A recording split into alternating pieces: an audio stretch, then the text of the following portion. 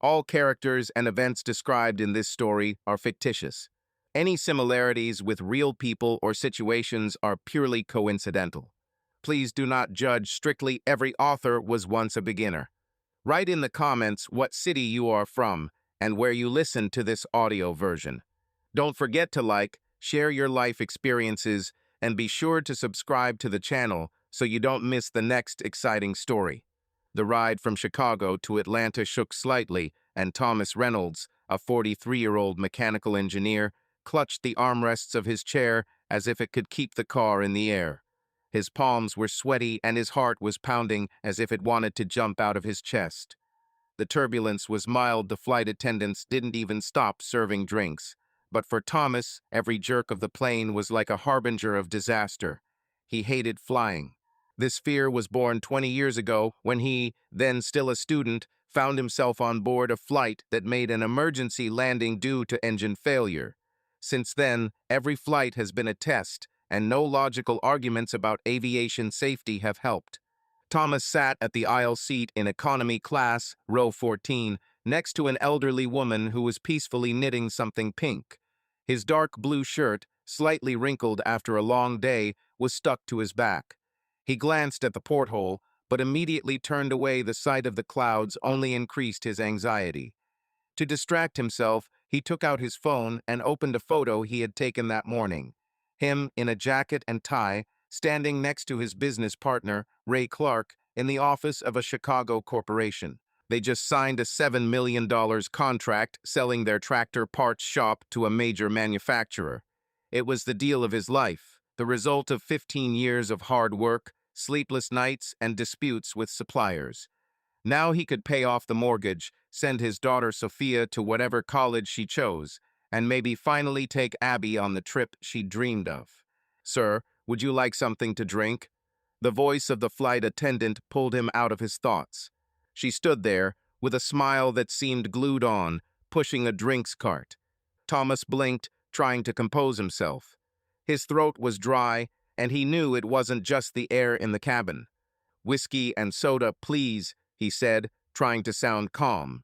"More ice." Of course, she deftly poured the drink into a plastic glass and handed it to him. "Are you nervous about turbulence?" "This is normal. It will become calmer soon." "I hope so," Thomas muttered, accepting the glass. He did not explain that it was not just turbulence. Flying was like a lottery for him. Every time he waited for something to go wrong. The woman nearby, without looking up from her knitting, suddenly spoke. "You know, I've been flying for 40 years and never anything serious. It seems like you're not a fan of airplanes, right?" Thomas chuckled humorlessly as he took a sip. "The whiskey burned my throat, but the warmth began to spread throughout my body. That's putting it mildly. I almost crashed once in college. Since then, every flight has been like something out of a horror movie." She chuckled, without looking up from her knitting needles. "Understand. My husband was afraid of water. Even in the bath, I was nervous. But you know what? Fear is just your brain playing tricks on you. Tell him that you are in charge." Easy to say, Thomas shook his head, but her words caused a slight smile. He leaned back in his chair, trying to follow the advice. The brain, of course, didn't listen, but the whiskey helped. The plane shook again, and Thomas instinctively grabbed the armrest. A flight attendant passing by gave him an encouraging look. "Everything is under control," she said, as if reading his thoughts. "Yeah," he muttered, taking another sip. He looked at his watch, 22:47. Another hour, and he'll be in Atlanta. Tomorrow is his and Abby's 20th wedding anniversary. He wanted to surprise her. Come home, give her a bottle of her favorite Chardonnay and tickets to a weekend in Savannah. Abby was upset when he called her during the day. She thought he wouldn't return until tomorrow evening, and her voice shook when she said that the anniversary wouldn't be the same without him. "I really wanted you to be home, Tom," she said on the phone while he waited for a taxi in Chicago. "This is our 20. This doesn't happen every day." "I know, honey," he answered, trying to hide his smile. "But I will do everything to make up for it. I promise." He didn't say that he had already bought a ticket for the overnight flight. "I wanted to see her face when she entered the house with flowers and good news." Abby always loved surprises, and Thomas, although not a master of romance, tried for her sake. He finished his whiskey and felt the tension release a little. The plane leveled out, and the pilot's announcement confirmed that the turbulence had passed. Thomas exhaled, closing his eyes. He pictured Abby, her dark hair pulled back into a messy bun, her laugh as she tasted his cooking and subtly hinted that he wasn't much of a cook. He and she had been through a lot business crises, Sophia's teenage rebellions, even his stupid quarrel with her father, who still believed that Thomas was not ambitious enough. But they managed it, and now, with the money from the deal, a new life awaited them. Another one. The flight attendant appeared next to him again, pointing at his empty glass. Thomas hesitated. He already felt a little dizzy, but fear was still stirring somewhere in his stomach. "Come on," he said finally. "But this is the last one." "As you say," she smiled, pouring it. "Are you celebrating something?" "You could say that." Thomas raised his glass, as if in salute. "Close the deal. Now I can buy my wife whatever she wants. Wow, this is worthy of a toast." The flight attendant winked. "For you and your wife." "For us," Thomas repeated quietly, taking a sip. He thought about the workshop he and Ray had started in the garage. 15 years ago, they were two guys with a lot of ideas and empty pockets. Now their parts were used in tractors all over the Midwest, and the corporation that bought their business promised to keep the brand. Thomas even signed a contract for a year of consultations with a good salary. It was his triumph, and he couldn't wait to share it with Abby. The elderly neighbor, finishing the row, looked at him. "A deal, then? Sounds like you're a guy who works hard. What are you doing?" Thomas didn't like talking about working with strangers, but the whiskey and her good-natured tone loosened his tongue. "Spare parts for tractors. Nothing glamorous, but farmers love us. And today, we sold the company. Now you can live a little for yourself." "That's the point," she nodded. "But I was knitting for my granddaughter. She is 3 years old and already commands like a general. Are you also a family man?" "Yeah," Thomas smiled. "Wife, daughter. The daughter, however, is already 16, so she commands worse than your granddaughter." "Oh, I know these teenagers," the woman laughed. "My youngest ran away to a concert in another state at 16. Almost turned gray. How are you coping?" "Sophia." Thomas thought about it. "She is smart, but with character. He wants to go to the Ivy League, so he puts pressure on his studies. And now I can pay for it." "Ivy League, wow," the neighbor whistled. "Are you proud?" "Yes," said Thomas, and his voice warmed. He thought about Sophia, who was now at her grandmother's, sorting out old photos for a school project. She promised to return by the weekend to celebrate her and Abby's anniversary. Thomas planned to have a family dinner, maybe even in a restaurant, something they hadn't done in a long time. The plane began to descend, and Thomas felt his stomach tighten. He finished his second whiskey, hoping this was the last push before landing. The flight attendant announced that they would be in Atlanta in 20 minutes. Thomas checked his phone. A message from Lucas, his friend who was supposed to meet him at the airport. "I'm there, man. Don't get drunk there, otherwise I won't drag you," Lucas wrote, adding a beer emoji. Thomas chuckled and replied, "It's late, but I'm walking, don't worry." He put the phone away and looked at his neighbor, who was now putting her knitting away in her bag. "Well, did you survive?" she asked with a smile. "For now, yes." Thomas forced a smile. "Thanks for the company. Maybe your advice about the brain worked." "You're welcome," she winked. "And good luck with your wife. 20 years is no joke." "Thank you," Thomas said, and his thoughts turned to Abby. He imagined her sleeping, curled up under the covers, her dark hair scattered across the pillow. He didn't call so as not to wake her. I wanted his return to be a surprise. He had already seen her eyes when he entered with flowers and said, "We are rich now, dear." The plane touched down with a slight jolt, and Thomas exhaled. He unbuckled his seatbelt, feeling the alcohol and relief mixing in his head. A little more, and he will be home. He took out his briefcase from under the seat, said goodbye to his neighbor, and headed towards the exit, swaying slightly.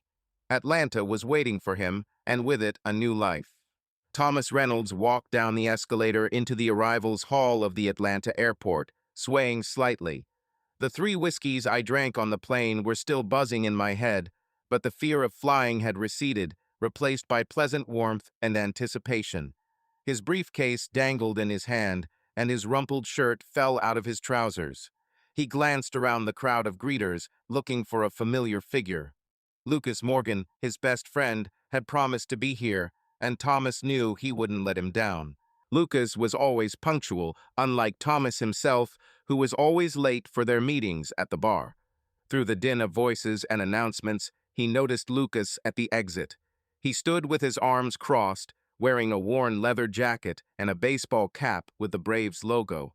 His wide smile and tattooed forearms made him look like a rocker stuck in the body of a car mechanic. Lucas waved when he spotted Thomas and shouted over the crowd, "Hey, drunk pilot, I thought I would have to carry you out." Thomas grinned as he walked closer. The smell of whiskey seemed to give him away completely. "I got there myself, see?" He slapped Lucas on the shoulder, a little harder than necessary. "Thanks for getting your ass out of the garage for me." "Come on," Lucas took the briefcase from him, looking his friend up and down. "You look like you've been run over by a truck. How much did you drink?" "Enough so as not to yell at the whole plane," Thomas shrugged, heading towards the exit. "Turbulence, dude. This is no joke." Lucas laughed, shaking his head, and led him towards the parking lot. The night air in Atlanta was warm and humid, with a slight smell of asphalt from the recent rain. They walked up to Lucas' old pickup truck, which he affectionately called Betsy. There were tools in the back, a couple of empty beer cans, and a baseball bat that Lucas kept just in case. "Get in, millionaire." Lucas opened the passenger door, throwing Thomas' briefcase into the back seat. "Or do you ride in limousines now?" Very funny, Thomas climbed into the cabin, wincing at the creaking of the seat. "I'm not a millionaire yet. The contract has just been signed." Lucas started the engine, and the pickup started off with a cough of exhaust. The radio was playing an old Lynyrd Skynyrd hit quietly, and Lucas turned up the volume, tapping his fingers on the steering wheel. "Well, tell me," he said, pulling out onto the highway. "7 liams, right? What a lot of money. Will you buy a yacht or just an island?" Thomas leaned back in his seat, watching the passing streetlights. The whiskey still made his head spin, but he felt a surge of euphoria. The deal was a triumph for him, and sharing the news with Lucas, with whom he had once dreamed of big business, was especially gratifying. "No yachts," he said, smiling. "First, I'll close the mortgage. Then I'll pay for Sophia's college. And then maybe I'll take Abby to Europe. She's always talking about Italy." "Italy, then?" Lucas chuckled. "Make sure you don't turn into some kind of wine and cheese snob." Although Abby is probably already making a list of castles. "Yeah," Thomas laughed. "She almost cried on the phone today that I wouldn't make it in time for the anniversary. He thinks I'll be back tomorrow evening. I want to arrange a surprise." "Surprise?" Lucas glanced at him, grinning. "You, Tom, are a romantic, of course, but at midnight, she'll chase you with a mop to wake you up." "He won't," Thomas shook his head, but a slight doubt flashed through his head. He waved him off. "I bought tickets to Savannah. For the weekend. She loves the mansions there." "Well, there you go," Lucas whistled. 20 years with her, but still like a boy in love. "How did you guys not kill each other?" Thomas shrugged, looking out the window. "She and Abby have really been through a lot. There were times when there was barely enough money to cover bills, and she worked overtime at a marketing firm to cover the cost of tutors for Sophia. There were quarrels, especially when Thomas spent days in the workshop trying to keep the business afloat. But they always found a way to make peace. Abby was his anchor, his best friend after Lucas. And now, with the money from the deal, he could give her everything she deserved. "You know," he said quietly, "I sometimes think that I couldn't have done it without her. She always believed in me, even when I didn't believe in myself." "Wow," Lucas raised an eyebrow. "Whiskey makes you want to be philosophical. But yeah, Abby is gold, not like my ex. she would have already spent $500,000 on handbags. Thomas chuckled. Lucas divorced 5 years ago after his wife eloped with a yoga instructor. From then on, he lived alone, spending his days at work and his evenings in bars. But Lucas never lost his optimism, and his crude humor always lifted Thomas's spirits. "Why aren't you happy?" Thomas asked, changing the subject. "If I hadn't left the workshop, I would also have become a millionaire." Lucas snorted, but there was a hint of bitterness in his voice. "Come on, Tom. I'm not talking about papers and contracts. I have to turn the engines, that's life. You and Ray did a great job pulling this off. And I didn't pull it then. The family was falling apart. Nerves were gone. It's better this way." Thomas nodded, realizing that he had touched a sore spot. Lucas was with them at the very beginning, when the three of them soldered prototypes in Ray's garage. But 2 years later, Lucas left the business, unable to withstand the stress and quarrels with his wife.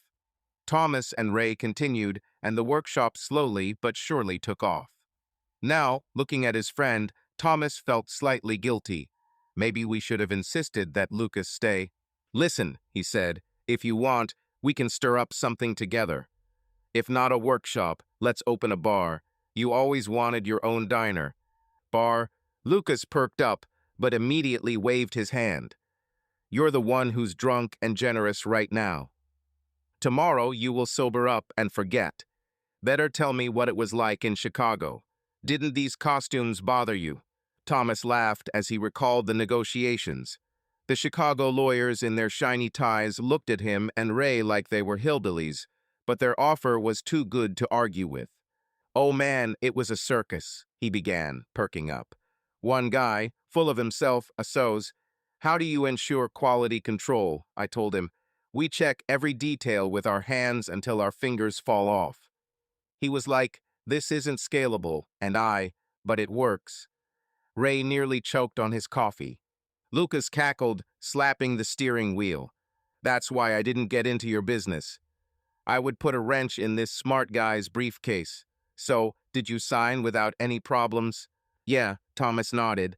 "They wanted to take over everything, but Ray and I insisted that the brand remain. Plus, I've been a consultant for them for a year. The salary is like that of a banker." "Look, Banker Reynolds," Lucas winked. "Soon you'll be playing golf and smoking cigars." "You can't wait," Thomas shook his head. "I'd rather sit at the bar with you. Although, maybe we'll really open a bar. Let's call it Betsy's, in honor of your car." "Ha, what an idea," Lucas grinned. "But first you surprise Abby." Thomas smiled as he introduced Abby. He had already seen her open the door, sleepy in her old t-shirt, and how her eyes lit up when he handed her tickets to Savannah. He took out his phone to check the time. So 23. It's late, but he still wanted to pick up some flowers. There was a 24-hour kiosk at the airport, but he decided he'd better find something along the way. Lucas, noticing his glance at the phone, asked, "Did Abby call, or are you already out?" "I didn't call." Thomas put the phone away. "I don't want to wake her. She thinks I'm in Chicago. Let him sleep, and I'll show up later with flowers and wine." "Cunning," Lucas shook his head. "But if she wakes up and sees you drunk— By the way, where is Sophia? At Grandma's?" "Yeah," Thomas nodded. "At her mother's. There's something going on with the family album for school. We'll be back by the weekend." "Smart girl," Lucas said. "Just like your father, only without your phobia of airplanes. She probably already has Harvard in her sights." "Ivy League," Thomas corrected, a hint of pride in his voice. "He says he wants to go to Yale. I can pull it now. Damn, Lucas, I still can't believe we pulled it off." "I believe." Lucas looked at him seriously. "You have always been stubborn. Do you remember how we soldered in the garage until the morning? Ray was yelling that it was all in vain, and you said, 'One more detail, and we're kings.' And now, ladies—" Thomas smiled, but something warm and a little sad stirred in his chest. Lucas was with them on those days when they ate $1 pizza and slept 4 hours. He deserved to be part of the success, but life had other plans. Thomas wanted to say something, But Lucas, as if sensing it, changed the subject. "Okay, stop whining," he said, turning onto a familiar street. "Where will you get flowers? At this time, only gas stations are open, and the daisies there are half dead." "I'll find something," Thomas shrugged. "At least in a 24-hour supermarket. Abby loves lilies or roses. Damn, I'm always confused." "Lilies," Lucas rolled his eyes. "She once told me about them for an hour when I was repairing your lawn mower." "You, Tom, are hopeless. But you are our expert on flowers," Thomas said. "Maybe you should collect a bouquet?" "Yeah, and show up in a dress for your anniversary," Lucas laughed. "No, I'd rather have a beer with you when Abby forgives you." They were approaching the suburb where Thomas lived. The streets were quiet, the street lamps casting a soft light on the neat lawns. The pickup slowed down, and Thomas felt the fatigue creep in along with the alcohol. But the anticipation of the surprise kept him on his toes.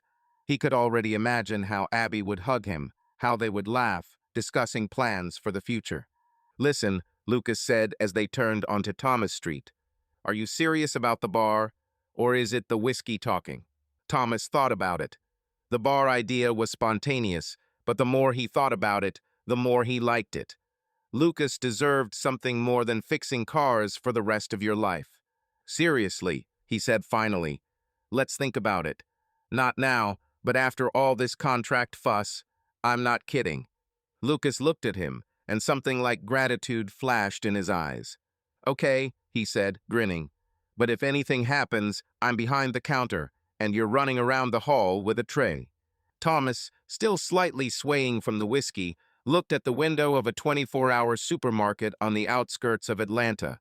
Lucas stood nearby, impatiently tapping the pickup key against his palm. It was approaching 1 in the morning, and the supermarket, bathed in the cold glow of fluorescent lights, was almost empty. Thomas was holding a bouquet of white lilies in his hands, the only decent option among the limp roses and suspiciously cheap carnations. In his other hand, he clutched a bottle of Chardonnay, which Abby adored. Thomas placed the bouquet and bottle on the ribbon as he pulled out his wallet.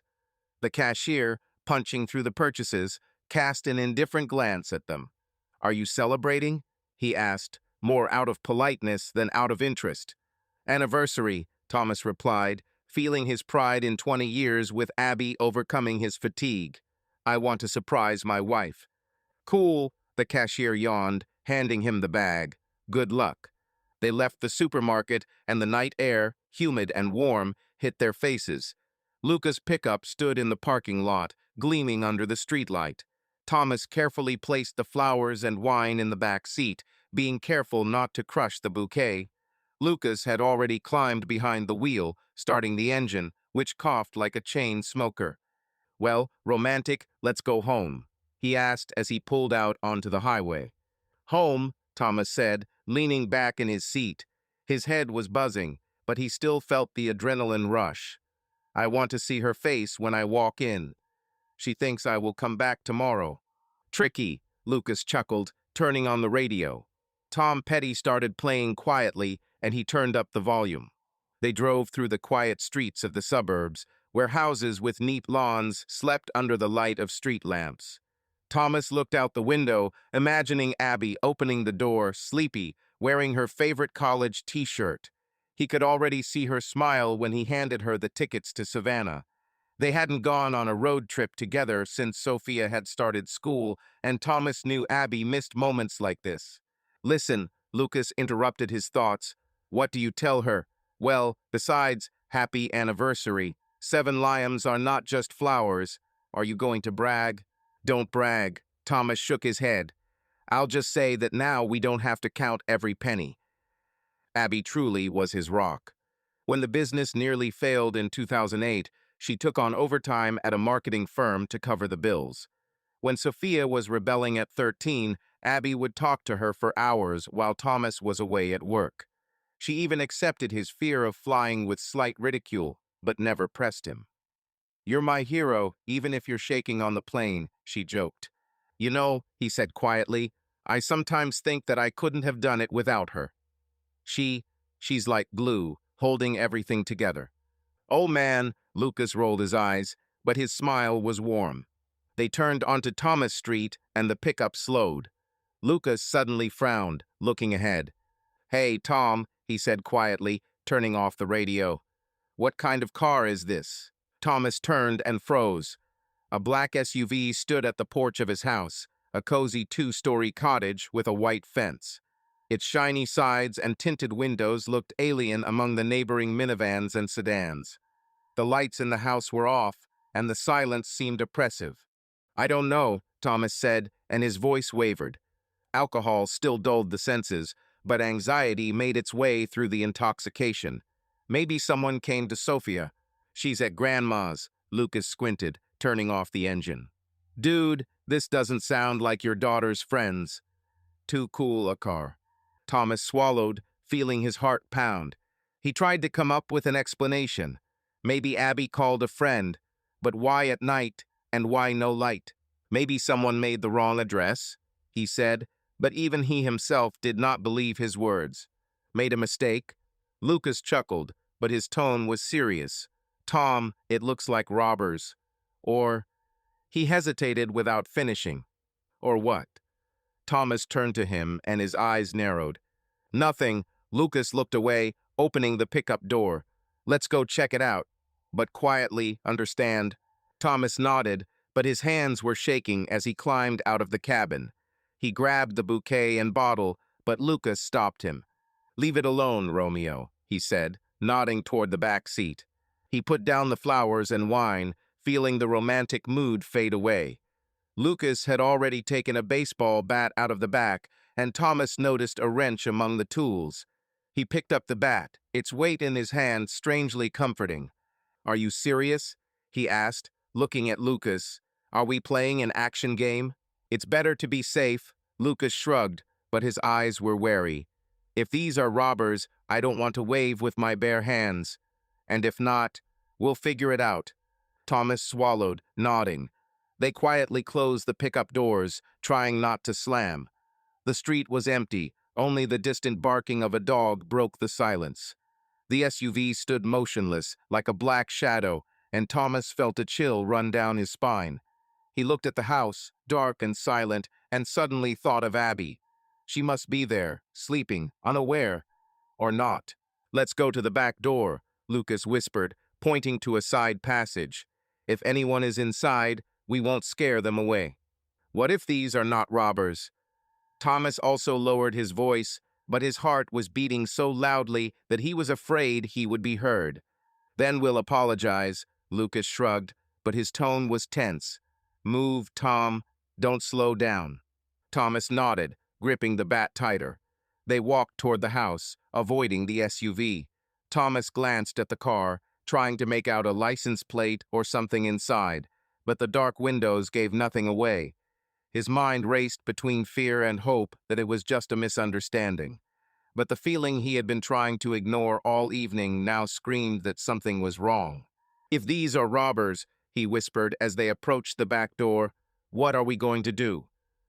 "We'll knock it out and call the cops," Lucas answered quietly but confidently. "Now shut up and listen." Thomas nodded, feeling the adrenaline drown out the last of the alcohol. The door was in front of them, and he reached out to the handle, praying that it would be locked. But the handle turned easily. His heart sank. "It's open," he whispered, looking at Lucas. "Damn." Lucas clenched the wrench. "We enter quietly, and keep your bat ready." Thomas nodded, opening the door.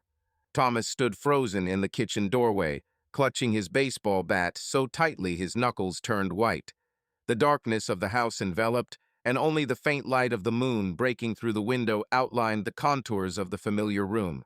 Lucas stood nearby, holding a wrench, his heavy breathing the only sound other than the distant ticking of the living room clock. The back door through which they had entered remained ajar, and the Atlanta night air, damp and warm, felt drafty. The black SUV at the porch, the open door of the house, the silence, all this screamed of trouble, and Thomas felt the adrenaline drowning out the remaining whiskey in his blood. "Do you hear?" Lucas whispered, leaning towards his ear. "There's someone there." Thomas nodded, straining to hear.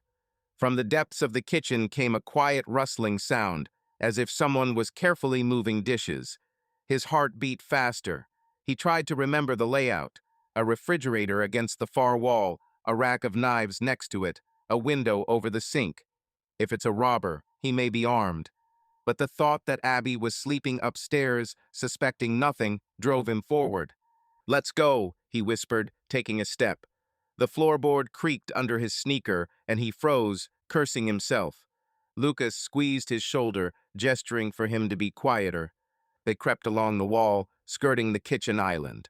Thomas felt sweat running down his temple, despite the coolness in the house. His eyes adjusted to the darkness, and now he could make out silhouettes: a microwave, a toaster, a bowl of fruit that Abby always left on the table. But the main thing is the figure in the refrigerator. Someone, tall and broad-shouldered, stood with his back turned, digging inside. The refrigerator door was open, and the faint light of the light bulb fell on the floor, reflecting the shadow of the stranger. Thomas heard a clink and saw the figure reach for something else. "Damn," Lucas whispered, almost inaudibly. "This is not Abby." Thomas swallowed, feeling rage and fear mixing in his chest. He didn't know who it was, but the thought of a stranger wandering around his house while his wife slept was unbearable. He raised his bat, preparing for the worst. "On the count of 3, Lucas whispered, picking up the wrench. "Once." Thomas nodded, his muscles tense. 2. The figure at the refrigerator turned, and Thomas saw a can of beer flash in the stranger's hand. He didn't wait for the third count. The refrigerator slammed shut, and the kitchen was plunged into darkness again. "Damn it, Tom." Lucas rushed towards him, grabbing his hand. "Did you knock him out?" Thomas stood there, breathing heavily. His hands were shaking, and his ears were ringing. He couldn't see the man's face. I don't know," he muttered, feeling panic rising. "He's a robber, right? He's in my house." "Quiet." Lucas crouched down, trying to make out the figure. "Breathe, dude. Let me see." But Thomas could not calm down. His mind raced. What if he was wrong? What if it's not a burglar? He stepped closer, but Lucas stopped him, taking out his phone. "We need to call the cops," he said, dialing 911. "If he's alive, we'll figure it out. If not, well, self-defense, Tom. You protected the house." "Alive." Thomas felt the blood drain from his face. "Lucas, I didn't mean to." "Shut up and stop." Lucas pressed the phone to his ear, his voice becoming harsh. "Yes, police. This is Lucas Morgan. I'm at a friend's house. The address." He quickly named the street and house number. "We have a robber. He broke in. We neutralized him. Come urgently." Thomas listened as Lucas spoke to the operator, but his eyes were glued to the figure on the floor. He saw that the man was wearing only boxers and a t-shirt, barefoot. "This doesn't look like a burglar. The robbers have jackets, masks, something like that, right?" His stomach dropped, and he suddenly remembered the black SUV on the porch. Something was wrong, but he couldn't grasp the idea. "They're on their way." Lucas put the phone away, looking at Thomas. "Are you okay? You look like you're about to puke." "I..." Thomas swallowed, lowering the bat. "This is not a robber, is it?" "I don't know." Lucas frowned, crouching next to the body again. "He seems to be breathing. But man, he's wearing shorts. Who robs houses in shorts?" Thomas opened his mouth to answer, but a scream came from above. "Volume. What's happening? Who's there?" Abby's voice cut through the silence like a knife. Thomas winced, his gaze darting towards the stairs. Lucas turned too, clutching the wrench, his face tense. "Abby!" Thomas shouted, but his voice broke, sounding hoarse. "Don't come down. Everything is under control." "Under control?" Lucas looked at him like he was crazy. "You knocked out a dude in your kitchen and she's screaming. What the hell is control?" "Shut up, Lucas," Thomas snapped, but his feet were already carrying him towards the doorway leading into the living room. He was still clutching the bat, but now it seemed more like a burden than a weapon. Abby's footsteps echoed down the stairs, fast and uneven, and Thomas felt panic tightening in his throat. He wanted her to stay upstairs, safe, but her voice, full of fear, pulled him towards her. "Tom, is that you?" Abby appeared in the doorway, her silhouette standing out as a dark spot against the background of the dim light from the corridor. She was wearing the short silk robe that Thomas had given her last Christmas, her hair disheveled, her eyes wide. "Lord, what are you doing here? I thought you were in Chicago." "Surprise," Thomas squeezed out, but the words sounded bitter, almost mocking. He took a step towards her, but stopped when he noticed her gaze darting towards the kitchen. Abby, there was someone. Robber. Robber. Her voice trembled, and she pressed her hand to her chest, pulling off the belt of her robe. "Where? What have you done?" Thomas pointed the bat towards the kitchen, where Lucas was still standing over the motionless figure. "There," he said, and his voice was colder than he expected. I stopped him." Abby frowned, her eyebrows knitting together. She stepped forward, but Thomas instinctively blocked her path. "Don't go there," he said, his tone sharper. "Let the police sort it out." "Police?" Abby froze, her eyes widened even more. "Tom, did you call the police? For what? What have you done? Did I do it?" Thomas felt rage flare up in his chest. "Abby, there's a stranger in our house. I protected you. Defended." Her voice broke into a squeal, and she pushed him away, rushing to the switch. The bright light of the kitchen lamp flooded the room, and Thomas blinked, adjusting to the harsh glare. Abby froze, her gaze falling on the figure on the floor. She gasped, putting both hands to her mouth. "Oh my God," she whispered, her voice shaking. "David, you killed him." "Killed?" Thomas felt the blood drain from his face. He looked at the man on the floor. Now he saw him more clearly. A man about 40, with short dark hair, wearing boxers. His chest rose slowly, but he did not move. "Abby, who the hell is this?" Lucas, still standing by the body, turned to Abby, his eyebrows shooting up. "Wait, do you know him?" he asked, his voice full of skepticism. "Tom, is this an acquaintance of hers?" Abby didn't answer. She knelt next to the man, her hands shaking as she reached for his face.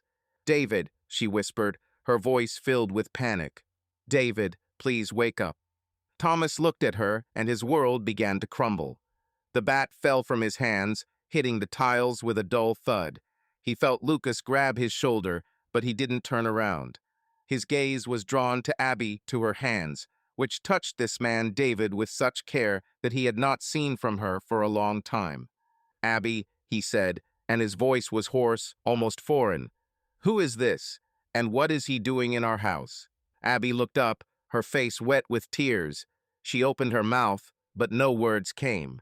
Instead, she shook her head, as if begging him not to ask. "Tom, she began, but her voice broke. "It's not what you think. He's a colleague, David Crow. We worked late. He's just—" In shorts, Lucas snorted, crossing his arms. "At 1 o'clock in the morning? Seriously, Abby, have you come up with this now?" "Lucas, shut up," she snapped, her eyes flashing. "And I know what I see." Lucas pointed at David, who began to moan weakly, moving on the floor. "A dude in shorts is rummaging through your refrigerator, and you're yelling that Tom killed him. Is this a normal work meeting?" Thomas stepped forward, his fists clenching. He felt the rage and pain fighting inside, but his voice remained cold. "Abby," he said, looking into her eyes, "I came back to surprise you. Anniversary, remember? But instead I found him." He pointed at David. "Explain." "Now." Abby stood up. Her robe fell open, but she didn't notice. Her hand shook as she fiddled with the belt. "Tom, I didn't know you'd come back," she said, her voice almost pleading. "I thought you were in Chicago until tomorrow. David and we were just discussing the project. He stopped by, and we drank. I didn't think that." "Have you had a drink?" Thomas felt his voice getting louder. "So what?" He undressed for comfort. "Abby, you're lying to my face." "I'm not lying," she shouted, but her voice trembled. "It's not what you think. He just stayed because it was late and—" Lucas shook his head, his tone full of sarcasm. "Abby, are you serious? Do you think we're idiots?" "Tom, she—" "Lucas, shut up for a second," Thomas interrupted, without taking his eyes off Abby.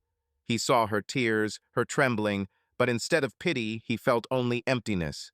Abby? She was silent, her lips trembled. David, on the floor, let out another groan as he tried to push himself up, and Abby sank back down to him, her hand resting on his shoulder. "Don't touch him," Thomas said, his voice like ice. "Let him lie there until the cops come." "Cops?" Abby lifted her head, her eyes widened. "Tom, you can't.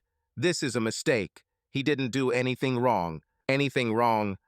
Thomas stepped towards her, and Lucas grabbed his hand, holding him back. "He's in my house, Abby. You are protecting him, not me. I don't." She choked, her tears streaming down her cheeks.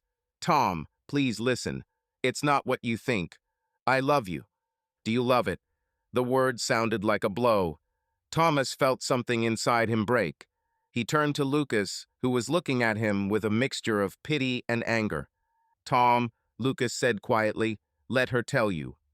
But man, it doesn't look good." Thomas nodded, but his gaze returned to Abby. He waited, but she was silent, only crying, looking at David, who was now trying to sit up. Thomas noticed the ring on his finger, a wedding ring, sparkling in the lamplight. This was not just a colleague. He was a married man, and Abby knew him too well. Sirens were heard in the distance, and Thomas felt time speed up. He looked at Abby, at her tears, at her trembling hands, and realized that his surprise, his dreams of the anniversary, his faith in their marriage, it was all left there in the dark, along with the spilled beer and the bat on the floor. "The cops are here," Lucas said, looking out the window where the blue and red lights were flashing. "Abby, I hope you have a better story." Abby didn't answer. She sat on the floor next to David, her shoulders shaking with sobs. Thomas turned away, feeling his world crumble, and stepped towards the door to meet the police. Thomas saw 3 patrol cars pull up outside the house, their lights flashing blindingly. The doors slammed, and the voices of police officers shouting commands carried into the kitchen. But that wasn't the only noise. The neighbor's dog, Buddy, an old Labrador, was barking like mad, and alarmed cries were heard from the house opposite where Mrs. Clancy lived. "Damn," Lucas looked at Thomas. "The neighbors also called the cops. The circus is about to begin." "Neighbors?" Abby raised her head, her face pale even more. "Oh God, no. Tom, they'll think that we—" "What are we?" Thomas interrupted her. "That I defended my home, or that you're here with him." He pointed at David, who was now trying to stand up, leaning on the kitchen island. "Throwing a party?" Abby gasped, her tears streaming down her cheeks. She pulled the phone out of her robe pocket, her fingers trembling as she dialed the number. "What are you doing?" Thomas asked, his voice filled with suspicion. "An ambulance," she breathed. "He needs help, Tom. You hit him." "An ambulance?" Lucas rolled his eyes. "He's breathing, Abby, and apparently it will rise soon. Maybe you should think better about what you tell the cops." "Lucas, stop it," she shouted, pressing the phone to her ear. "Hello? Yes, this is Abby Reynolds. I need an ambulance. We had an accident. My friend was hurt. Please hurry." Thomas looked at her, and his rage began to give way to something else, emptiness, cold and heavy. She called David friend, but her voice, her concern for him, spoke more than words. He turned to the window, where the police were already approaching the door, their flashlights shining into the darkness. The neighbor, Mrs. Clancy, in a robe and curlers, stood on her porch, shouting something to her husband. "Tom," Lucas lowered his voice, stepping towards him. "Control yourself, dude. The cops will be here now. Don't lose your temper, got it?" "I'm fine," Thomas lied, although his fists were still clenched. He felt the alcohol, adrenaline, and pain mixing in his head, making everything unreal. "Just deal with them if I can't." Lucas nodded, but his gaze was filled with worry. There was a knock on the door, loud and insistent. "Atlanta police, open the door." A voice rang out, deep and authoritative. Thomas took a deep breath as he stepped towards the door. Abby jumped up, her robe flying open, but she quickly closed it, rushing after Thomas. "Tom, wait," she shouted.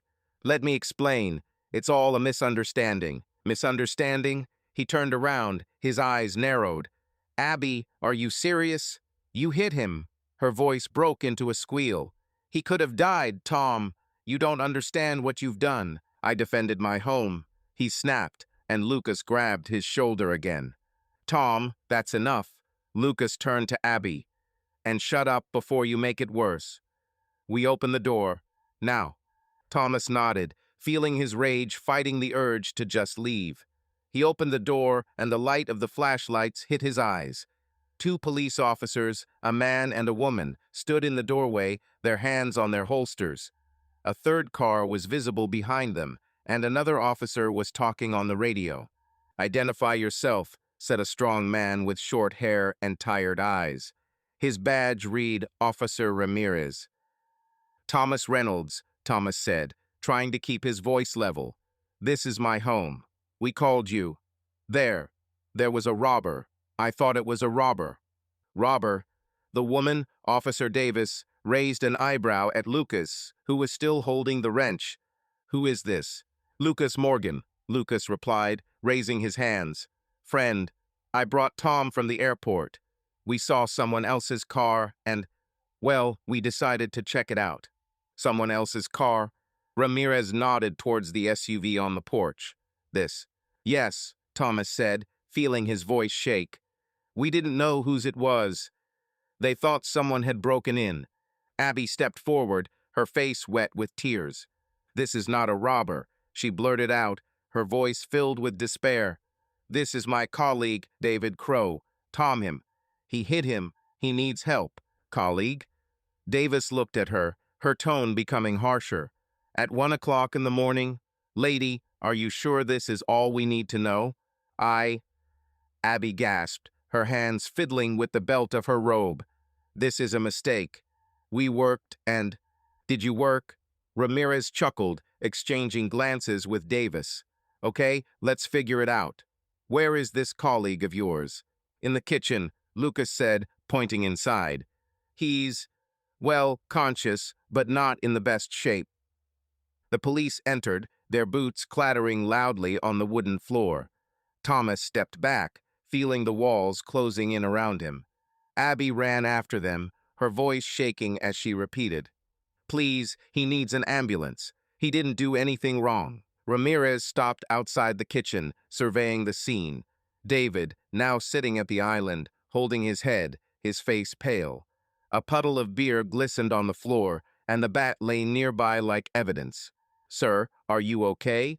Davis sat down next to David. Her voice was calm but wary. "Can you talk?" Yes," David muttered, his voice weak. "It's just, my head hurts. I'm not a robber." "We found that out," Ramirez said, turning to Thomas. "Did you hit him?" "How?" "With a bat," Thomas admitted, feeling his throat tighten. "I thought he broke in.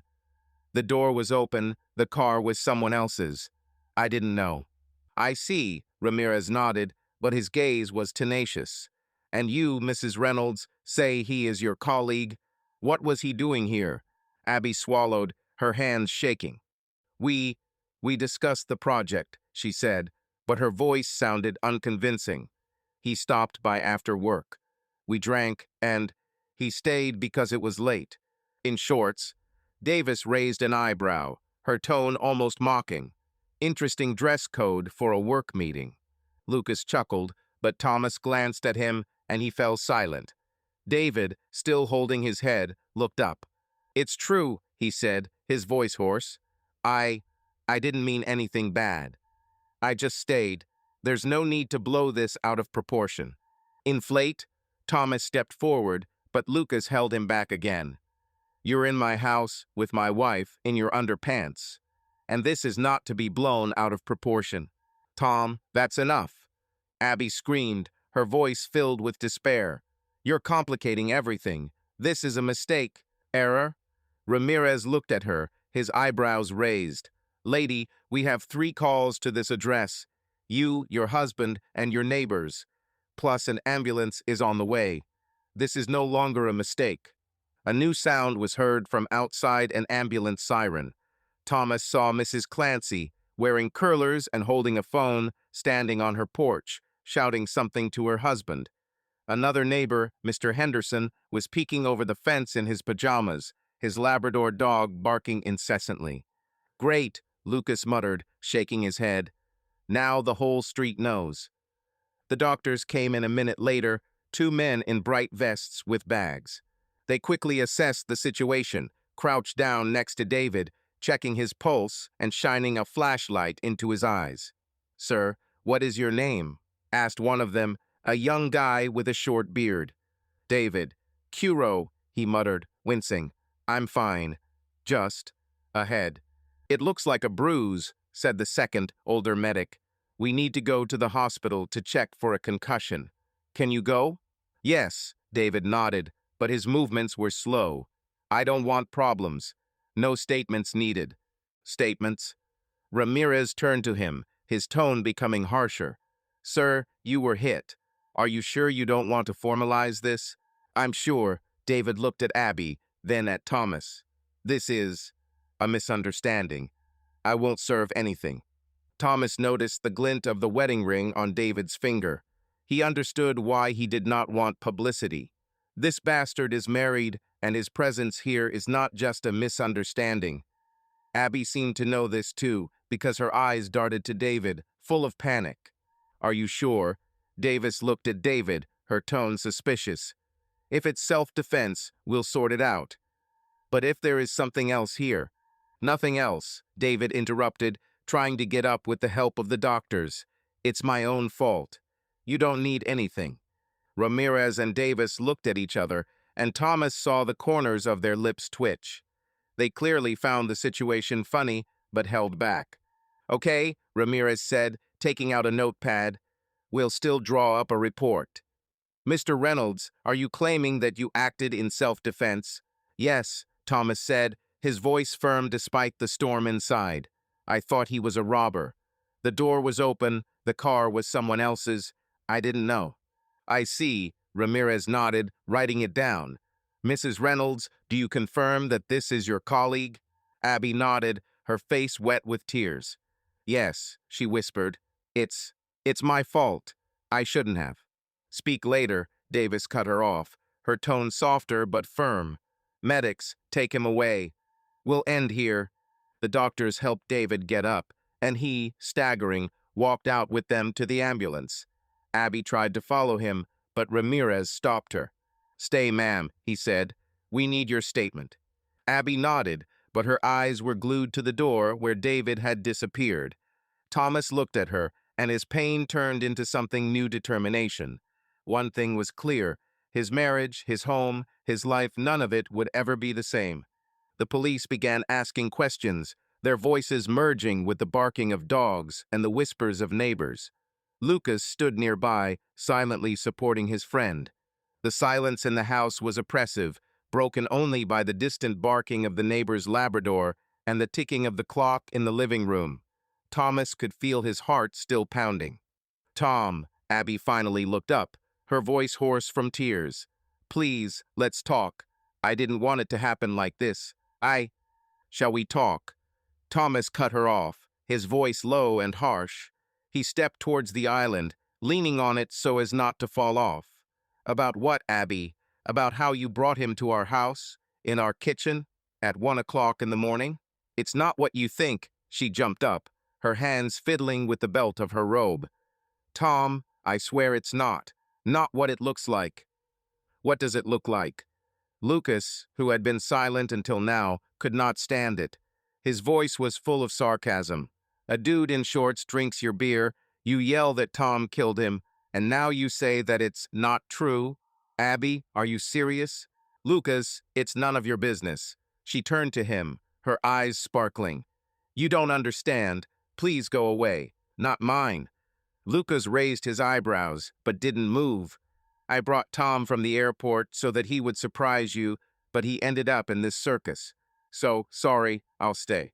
"That's enough, Lucas," Thomas said, his voice tired but firm.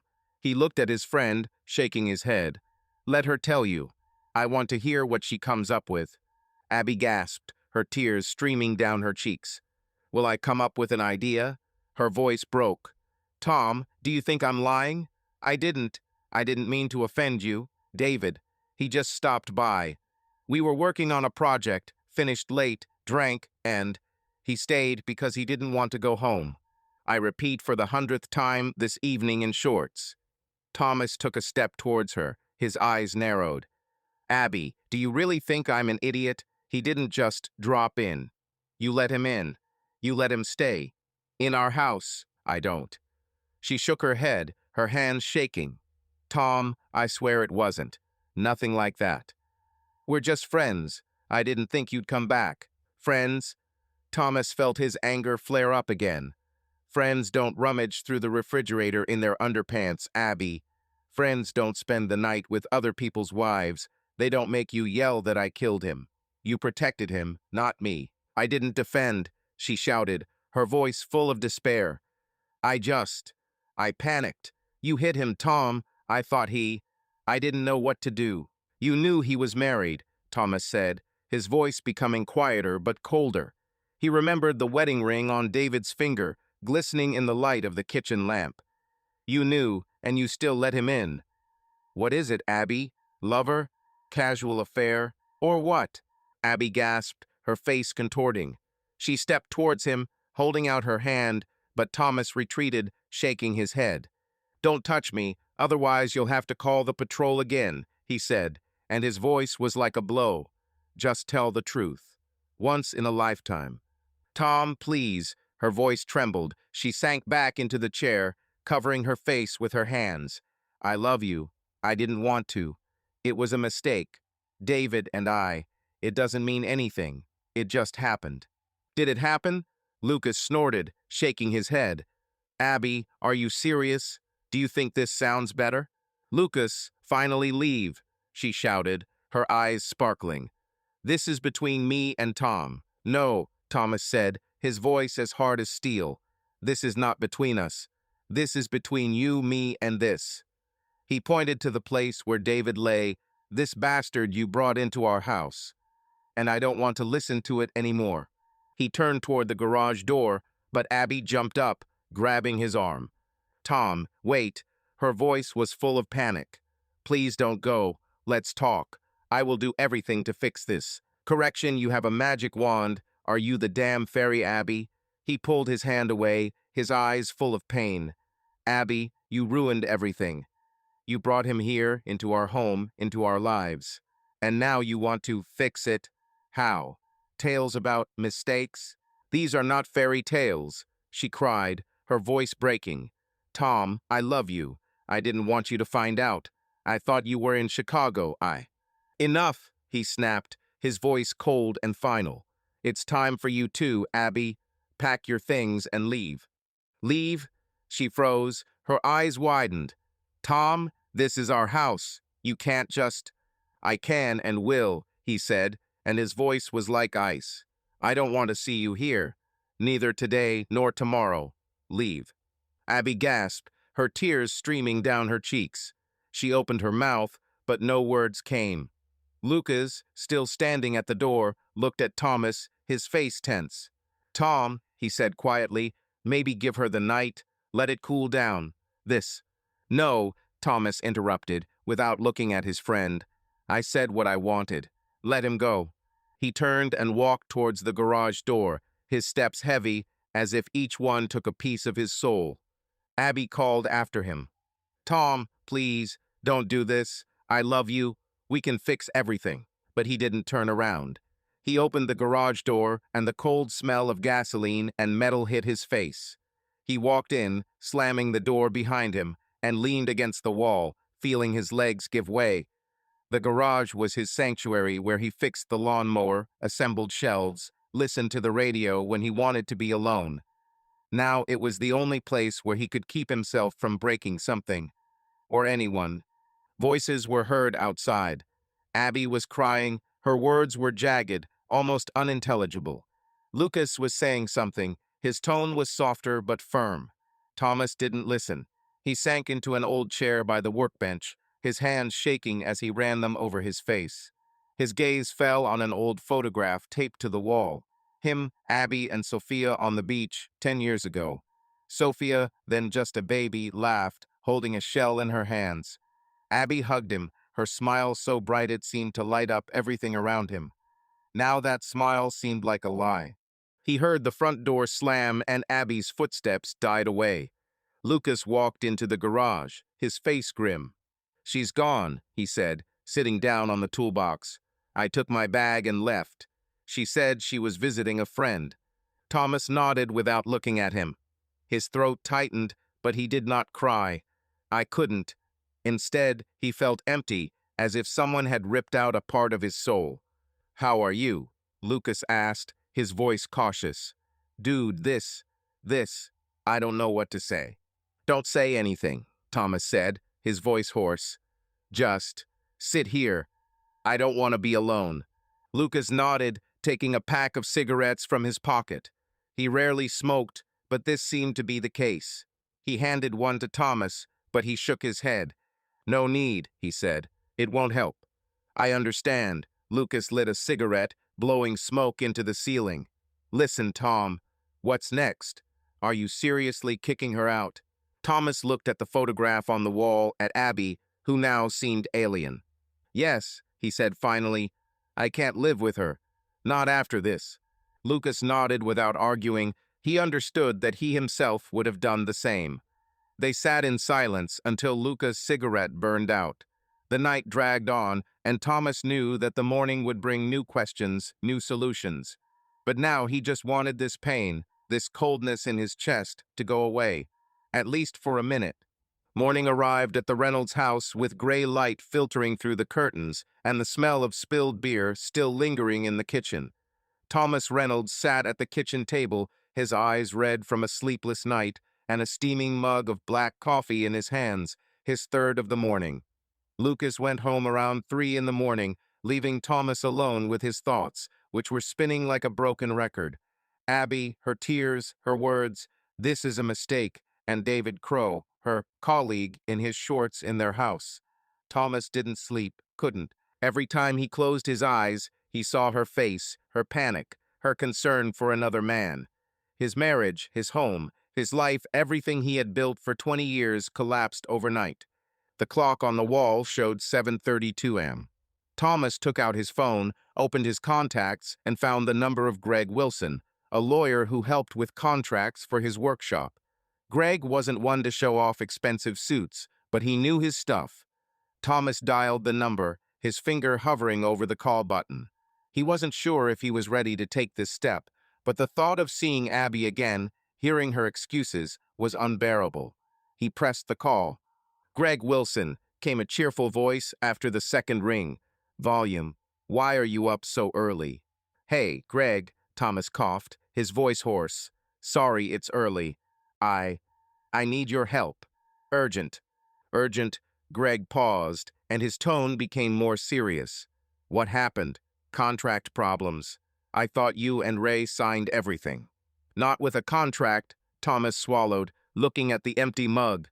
"Personally, I need a divorce." There was silence on the other end of the line, then Greg whistled quietly. "Divorce?" he asked, his voice cautious. "Tom, are you sure? This is serious." "What's happened?" "Not on the phone," Thomas said, rubbing his temple. "I can come. Are you in the office?" "Yes, I've been here since 8, Greg answered. "Come by 9, we'll sort it out." "But Tom, are you sure you want to discuss this? Maybe you should talk to Abby first." "We talked." Thomas felt his voice become harsher. "That's enough. I'll be there at 9. "Okay," Greg sighed. "See you. And hang in there." Thomas hung up the phone, feeling the heaviness in his chest become a little lighter. He stood up, threw the mug into the sink, and went to the bathroom. The mirror showed him a man he barely recognized. Stubble, bags under his eyes, a rumpled shirt that still smelled like the airport. He washed his face with cold water, trying to drive away the fatigue, but the pain remained. He thought about Sophia, his daughter, who was with her grandmother. "She will have to tell me, but not today." Today he had to take the first step towards ending this lie that his marriage had become. By 9 a.m., Thomas had parked his old Jeep outside a small office building in downtown Atlanta. Greg's office was on the second floor, overlooking a busy street where morning traffic was already beginning to hum. Thomas walked in, feeling his sneakers squeak on the linoleum. The secretary, a young woman with bright red hair, smiled at him. "Mr. Reynolds?" she asked, adjusting her glasses. "Mr. Wilson is waiting for you. Do you want some coffee?" "No, thank you." Thomas shook his head, his voice muffled. "I've already had too much today." She nodded, leading him to the office. Greg Wilson, a strong man in his 50s with gray hair at the temples, stood up from the table, extending his hand. His shirt was slightly unbuttoned, and his tie was hanging over the back of his chair, typical Greg, who hated office glitz. "Tom," he said, shaking hands, "sit down. You look like you spent the night in a bar." "Worse." Thomas sank into a chair, his shoulders slumping. "A night in hell." Greg frowned as he sat down opposite him. He took out a notepad and pen, but was in no hurry to write. "Tell me," he said, his voice calm but attentive. "What's happened, and why divorce?" Thomas took a deep breath, looking at his hands. He began to speak, and the words flowed out like water from a broken dam. He talked about the overnight flight, his plan to surprise Abby, the black SUV outside the house, the open door. He told me how he found David in the kitchen and how he hit him, thinking he was a burglar. He talked about Abby, her panic, her words, "You killed him," and her attempts to explain that this was a mistake. He talked about the police, about the neighbors, about how David refused to apply because he was married, and how he told Abby to leave. Greg listened without interrupting, only nodding occasionally. When Thomas finished, there was silence in the office. Greg leaned back in his chair, rubbing his chin. "Damn it, Tom," he said finally. It's like a movie script. Are you sure you want a divorce? Maybe you and Abby should talk again? Maybe this really is a mistake. Error." Thomas felt his anger flare up again. "Greg, she brought him to our house, in shorts, at 1 in the morning. She was protecting him, not me. How can this be a mistake?" Okay, Greg raised his hands, calming. "I understand. This sucks, but divorce is a serious step. Let's figure out what you have and what you want." "I want her out of my life," Thomas said, his voice firm. "I can't live with her. Not after this." "Okay," Greg nodded, opening his notebook. "Let's go in order. Let's start with assets. Your workshop, you said you and Ray sold it for $7 million. "Yes," Thomas nodded. "My share is 3.5, plus an annual consulting contract, about 200,000. "Great," Greg began to write. "The workshop was founded before marriage, right? This means your share is premarital property. Abby won't be able to claim this money if we get the paperwork done right. But what about the house? By car? Savings?" Thomas thought, his fingers tapping on the armrest. "The house has a mortgage," he said. "There are about 150,000 left to pay. The car is my Jeep and her Honda. Savings, 30,000 in the general account." "Got it," Greg nodded. "The house will have to be divided. You either sell it and split the proceeds, or one of you buys out the other's share. Considering that your salary is higher than Abby's, the court may order you to pay child support, but Sophia is already 16, so it won't be long. Also divide your savings in half, unless otherwise agreed." "I don't want this house," Thomas said, his voice muffled. "Let them sell it. I'll find an apartment. Or something else." "You are sure?" Greg looked at him, his eyebrows raised. "A house is an asset. Maybe we should think about it." "I can't live there," Thomas shook his head. "Every time I enter the kitchen, I will see him." "And her." "No, Greg. We sell." "Okay," Greg wrote it down. "Then I will prepare documents for divorce and a proposal for division of property.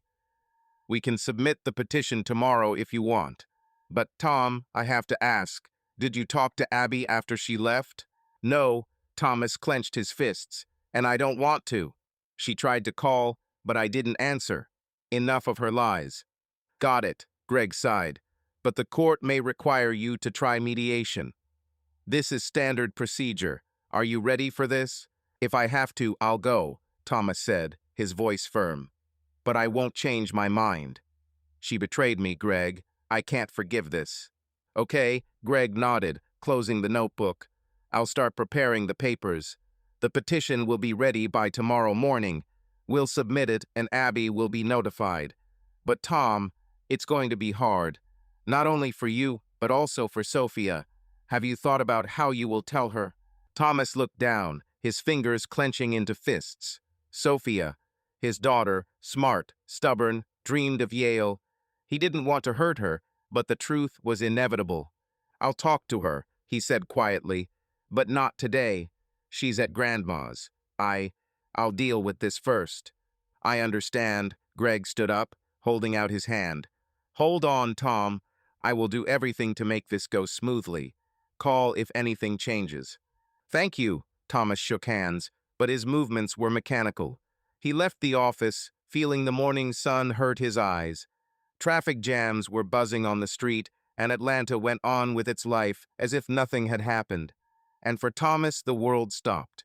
He got into the Jeep, but did not start the engine. Instead, he took out his phone and opened his messages. Abby sent 3 texts. Tom, please talk to me. I didn't mean for this to happen, and I love you. He looked at them, feeling pain squeezing his chest. Part of him wanted to answer, to scream and demand the truth. But the other part, the big, cold one, wanted only one thing, for all this to end. He deleted the messages without replying and started the car. The home he no longer considered his was waiting for him, but Thomas knew this was just the beginning. Divorce, selling the house, talking with Sophia, all this was ahead, and he had to be ready. Thomas Reynolds sat on the sofa in the living room. The morning light streamed through the window, highlighting the dust on the coffee table and the empty bottle of whiskey that he had taken out the night before but never opened. The kitchen, where the nightmare had unfolded just a few hours earlier, had been tidied, but the smell of betrayal still hung in the air. Now the most difficult step remained telling Sophia, his 16-year-old daughter, that their family would no longer be the same. The clock on the wall showed 10:47 am.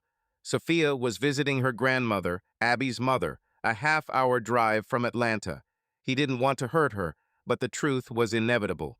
Abby, her mother, betrayed them both, and Sophia deserved to know. Thomas opened his contacts and found her number, his finger hovering over the call button. He took a deep breath, trying to compose himself. His voice was still hoarse from a sleepless night, and the words he had been rehearsing all night were spinning in his head. Your mom made a mistake. She and I can't be together anymore. It's not your fault. But they all seemed wrong, too soft or too cruel. He pressed the call, and each ring was like a blow to his nerves. Dad, Sophia's voice, cheerful and slightly surprised, came after the 3rd ring. Why are you so early? I thought you were in Chicago. Thomas swallowed, feeling his throat tighten. Her voice, so familiar, so alive, made everything even harder. Hi, Sophie, he said, trying to sound calm. I'm back. I decided to arrange a surprise. Surprise? She laughed, and her laughter was like sunlight. Cool. Mom must have lost her mind. She was whining yesterday that you would miss your anniversary. Yes, Thomas coughed, his fingers gripping the phone tighter. Surprise. Didn't quite work out. Listen, Sophie, I need to talk to you. This is serious. Seriously?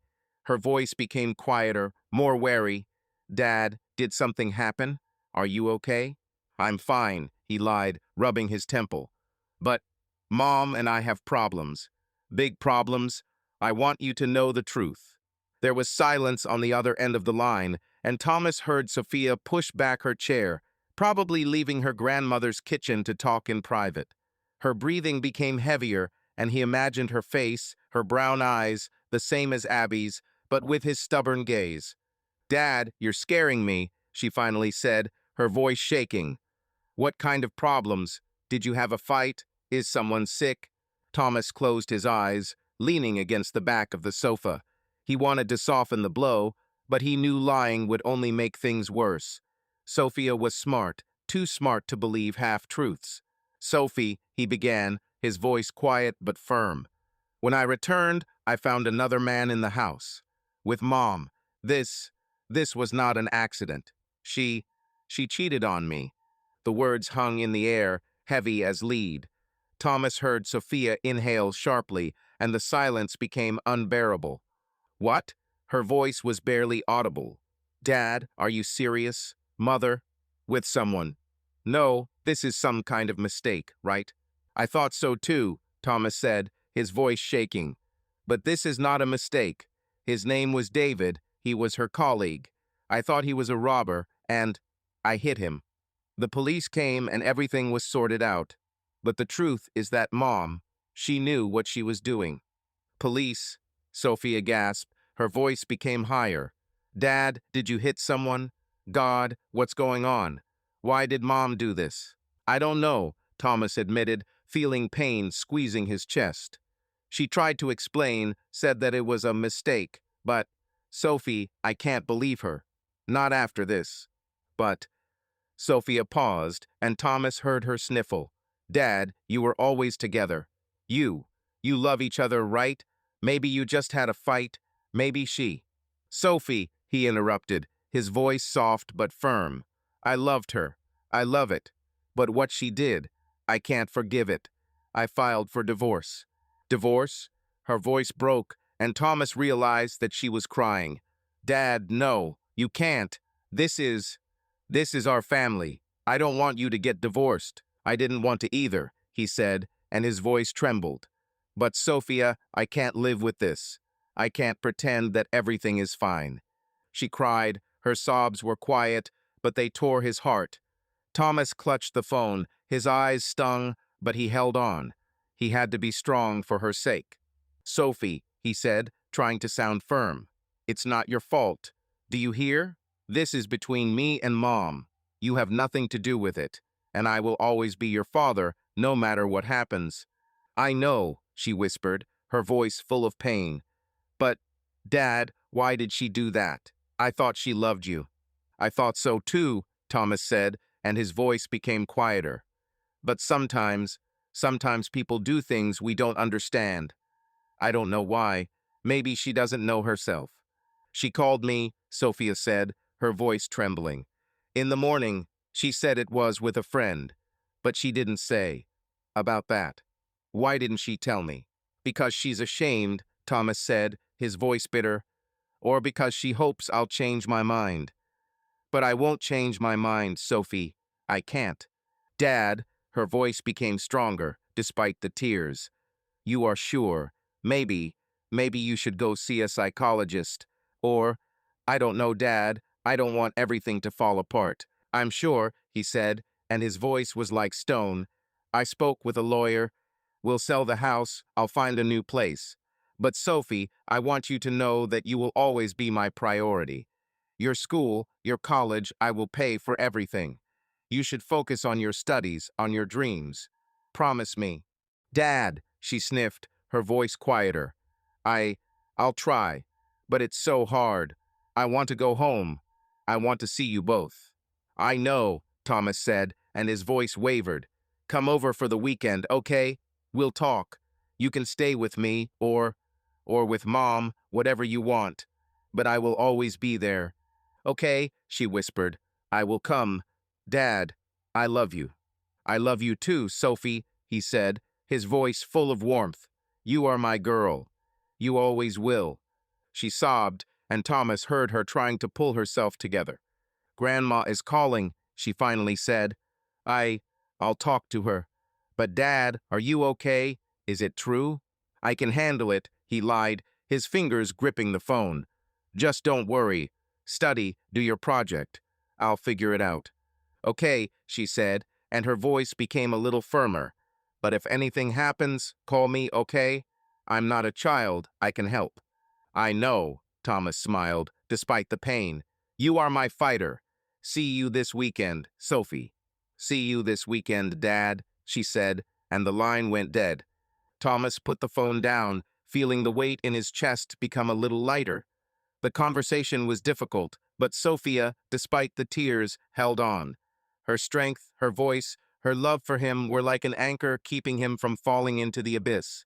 He got up, went to the window and looked out onto the street. The neighbor's Labrador, Buddy, was running around the yard, and Mrs. Clancy, no longer in curlers, was watering the flowers, casting curious glances at his house. Rumors, of course, were already spreading, but Thomas didn't care. He knew he had to move on. He returned to the table, picked up the Jeep keys, and headed for the door. He needed to go to the office, check the paperwork for the deal, and talk to Ray. A week has passed since the night Thomas Reynolds' life fell apart. The house in suburban Atlanta, once full of laughter and warmth, now seemed foreign, like the set of a movie he didn't want to be in. Thomas slept on the sofa in the living room without going into the bedroom, which still smelled of Abby's perfume. He removed her photos from the shelves, but every corner of the house reminded her.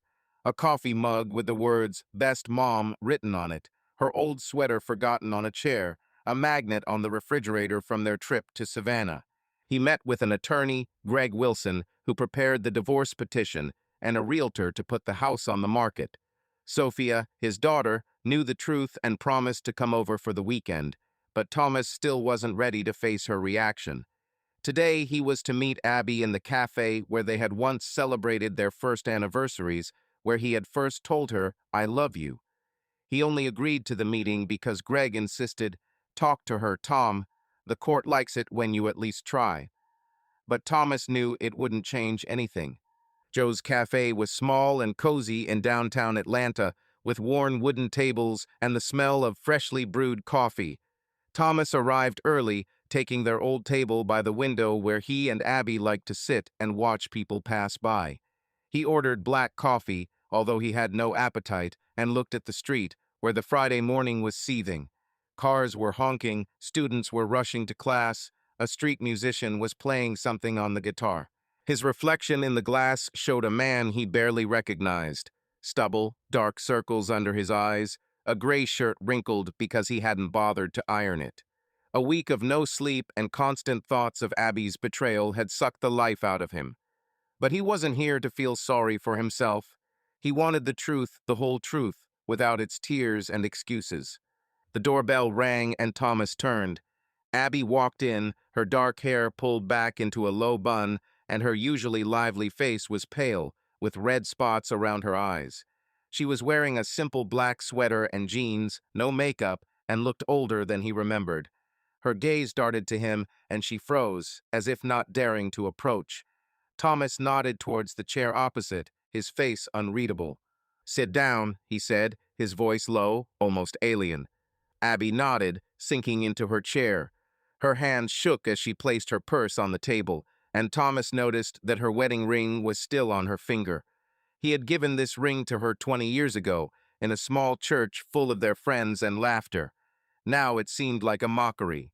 "Thank you for coming," she said, her voice quiet, hoarse. I didn't think you'd agree." "I'm not here for you," Thomas said, looking into her eyes. "Greg said it was needed for the trial, so speak up. And no lies, Abby. I want the truth." She swallowed, her fingers fiddling with the hem of her sweater. The waitress, a young girl with a nose piercing, approached the table. "What will you do?" she asked, looking at Abby. "Just water," Abby said, her voice shaking. "Thank you." The waitress nodded, casting a curious glance at their tense faces, and left. Abby looked at Thomas. Her eyes were full of tears, but she held on. "Tom," she began, her voice almost a whisper. "I don't know where to start. I'm so guilty. I didn't want you to find out. I didn't mean to hurt you." "You didn't want to." Thomas raised an eyebrow, his tone cold. "Abby, you brought him to our house. And you thought I wouldn't find out? Or that this is normal?" "It wasn't normal," she shook her head, her tears running down her cheeks. "I know what it looks like. I know what you're thinking. But Tom, it wasn't. It wasn't anything serious. David, he's just..." "Just what?" he interrupted, his voice becoming louder. "I panicked," she shouted, her voice breaking, and several visitors turned around. She lowered her voice, wiping away tears. "Tom, I didn't know you would come back. I thought you were in Chicago. I got drunk. David and I were working, and everything went wrong." Thomas felt his anger flare again. Abby, you're lying. It didn't go wrong. You brought him here. You let him stay. It was a choice, not an accident. I know, she lowered her head, her hands trembling. I know it was a choice. And I hate myself for it. Tom, I love you. I've always loved you. It was a mistake, a stupid, terrible mistake. He leaned forward, his eyes narrowed. Abby, I want the truth. The whole truth. Was this the first time, or have you done this before? How many were there? How many times have you lied to me? She gasped, her face turning even whiter. She opened her mouth, but the words stuck.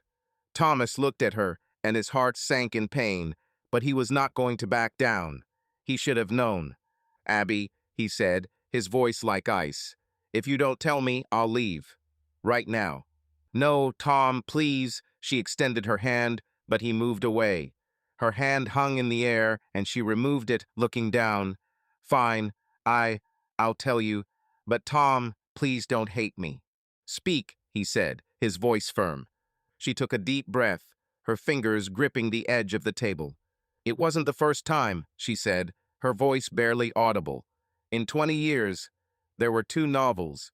One, about 10 years ago, with a colleague from an old company. It lasted a couple of months, and I finished. The second is David. This, this started 6 months ago. But Tom, it wasn't love. It was, I don't know, stupid. Loneliness. You were so busy with the workshop, and I. Loneliness. Thomas felt his voice getting louder. Abby, are you blaming me? I worked so that we could live, so Sophia can study, and you. Did you sleep with others because you were lonely? I don't blame you, she screamed, her tears flowing down her cheeks. Tom, I know it's my fault. I hate myself for this, but I love you. I've always loved it. These, these novels meant nothing. I want to fix everything. Please give me a chance. To correct, he shook his head, his voice full of bitterness. Abby, you ruined everything. How can I trust you? I'll do anything, she begged, her voice trembling. Tom, we can go to a psychologist. We can start again. I don't want to lose you. I don't want to lose our family. Oh looked at her, and his eyes were full of pain. Abby, you betrayed your family. You betrayed Sophia. I told her, you know, she cried, but held on. She's stronger than you. Does Sophia know? Abby gasped, her hand going to her mouth. Tom, why did you tell her? She shouldn't have. She deserved the truth, he snapped. Did you want to lie to her? How did you lie to me? I didn't want to, she cried. Her voice was full of despair. Tom, please, I will do everything to fix this. I can't live without you. Without us. Thomas looked at her, and his heart broke. Part of him, the one that had loved her for 20 years, wanted to believe, wanted to hug her, forget her. But the other part, the big, cold one, saw only her tears, her lies, her care for David. He remembered how she shouted, "You killed him," how she defended another man. It was stronger than him. Abby, you should have thought earlier, he said, his voice quiet but firm. The divorce papers are ready. You will receive the petition tomorrow. We are selling the house. I don't want to see you. Tom, no, she jumped up, her voice breaking into a scream. Please don't do this. I love you. That's enough. He stood up, his movements sharp. I gave you a chance to tell the truth. You said, it's over now. He threw a few dollars on the table for coffee and walked towards the door. Abby called after him. Tom, please, don't go. We can fix everything. But he didn't turn around. The bell above the door jingled, and he went outside, where the morning noise of Atlanta drowned out her voice. He walked to his Jeep, feeling pain and determination fighting inside. He knew what he did was right, but that didn't make it any easier. Abby Reynolds sat at the reception desk at the FitPulse gym on the outskirts of Atlanta, staring at the computer screen where the list of clients for an evening yoga class had not changed for an hour. Her uniform, a black polo with the gym's logo and matching leggings, was clean, but it seemed foreign, as if it belonged to a different woman than the one who just a month ago had been running the marketing campaigns for a busy downtown business. The hall was buzzing with the usual noise. The clanging of weights, rhythmic music from the group exercise room, the smell of sweat and disinfectant. Abby, with her dark hair pulled back into a tight ponytail and a pale, makeup-free face, looked tired, almost translucent. Her life, once full of meetings, laughter, and plans with Thomas and Sophia, has now shrunk to this stand, these boring days and nights full of self-recrimination. It had been a week since her meeting with Thomas at Joe's, where she had confessed to 2 affairs during their 20-year marriage and begged for forgiveness. His cold words, "The divorce papers are ready," still sounded in her head like a sentence. She received the petition the next day, delivered by courier to her friend Linda's apartment, where she was temporarily living. The house, their home, was up for sale, and Abby knew Thomas didn't want her there. Sophia, their daughter, knew the truth, and although she did not turn away, she was reserved, almost cold in their short conversations. But the worst thing was the rumors. The scandal in their suburb, with the police, ambulance, and neighbors, spread faster than fire. Mrs. Clancy, their nosy neighbor, told anyone who would listen about the lover in underpants and the mad husband with a bat. These whispers reached her work, and the marketing firm where Abby worked for 7 years became unbearable. "Abby, did you make an appointment for Mrs. Torres at 6?" The voice of Kim, the gym manager, pulled her out of her thoughts. Kim, a strapping woman in her 30s with bright pink nails, stood at the counter, flipping through a schedule. "Yes," Abby blinked, forcing herself to concentrate. 6 p.m., yoga with Emily. I noted. "Okay," Kim nodded, but her gaze lingered on Abby. "Are you okay? You look like you haven't slept in a week." "I'm fine," Abby lied, her voice quiet. "I'm just tired. Lots of things to do." "Yeah," Kim chuckled, clearly not believing it. "If anything, tell me. I don't want you to scare clients here with your appearance." Abby forced a smile, but her cheeks were burning. She knew Kim had heard the rumors in the gym, as elsewhere, news spread quickly.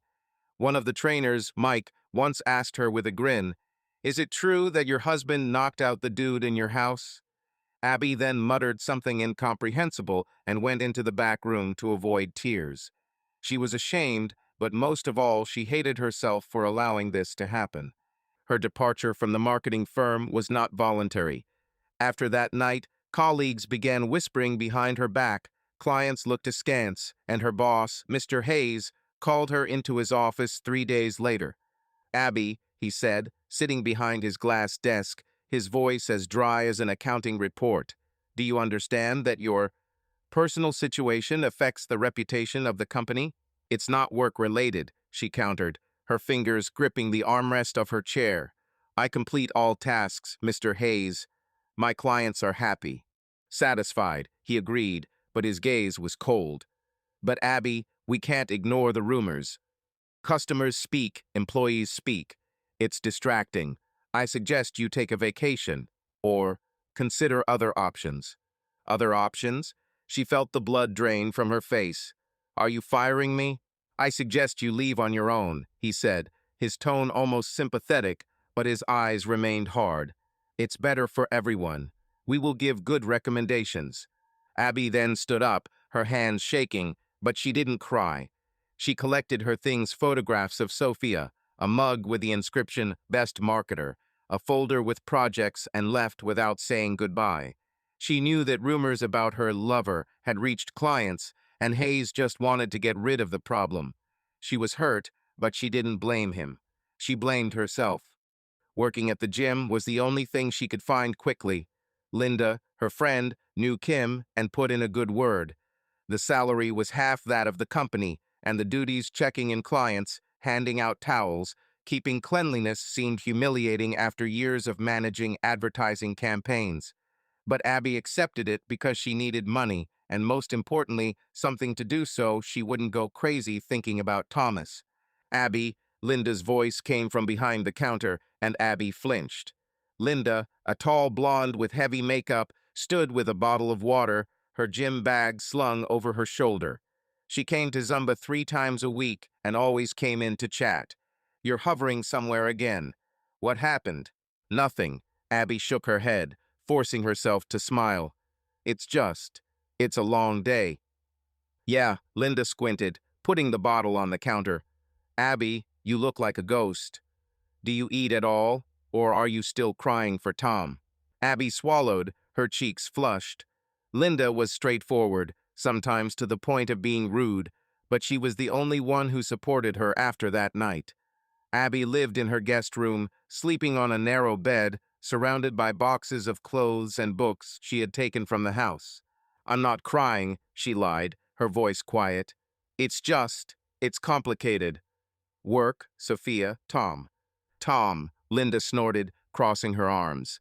Abby, you know what you did.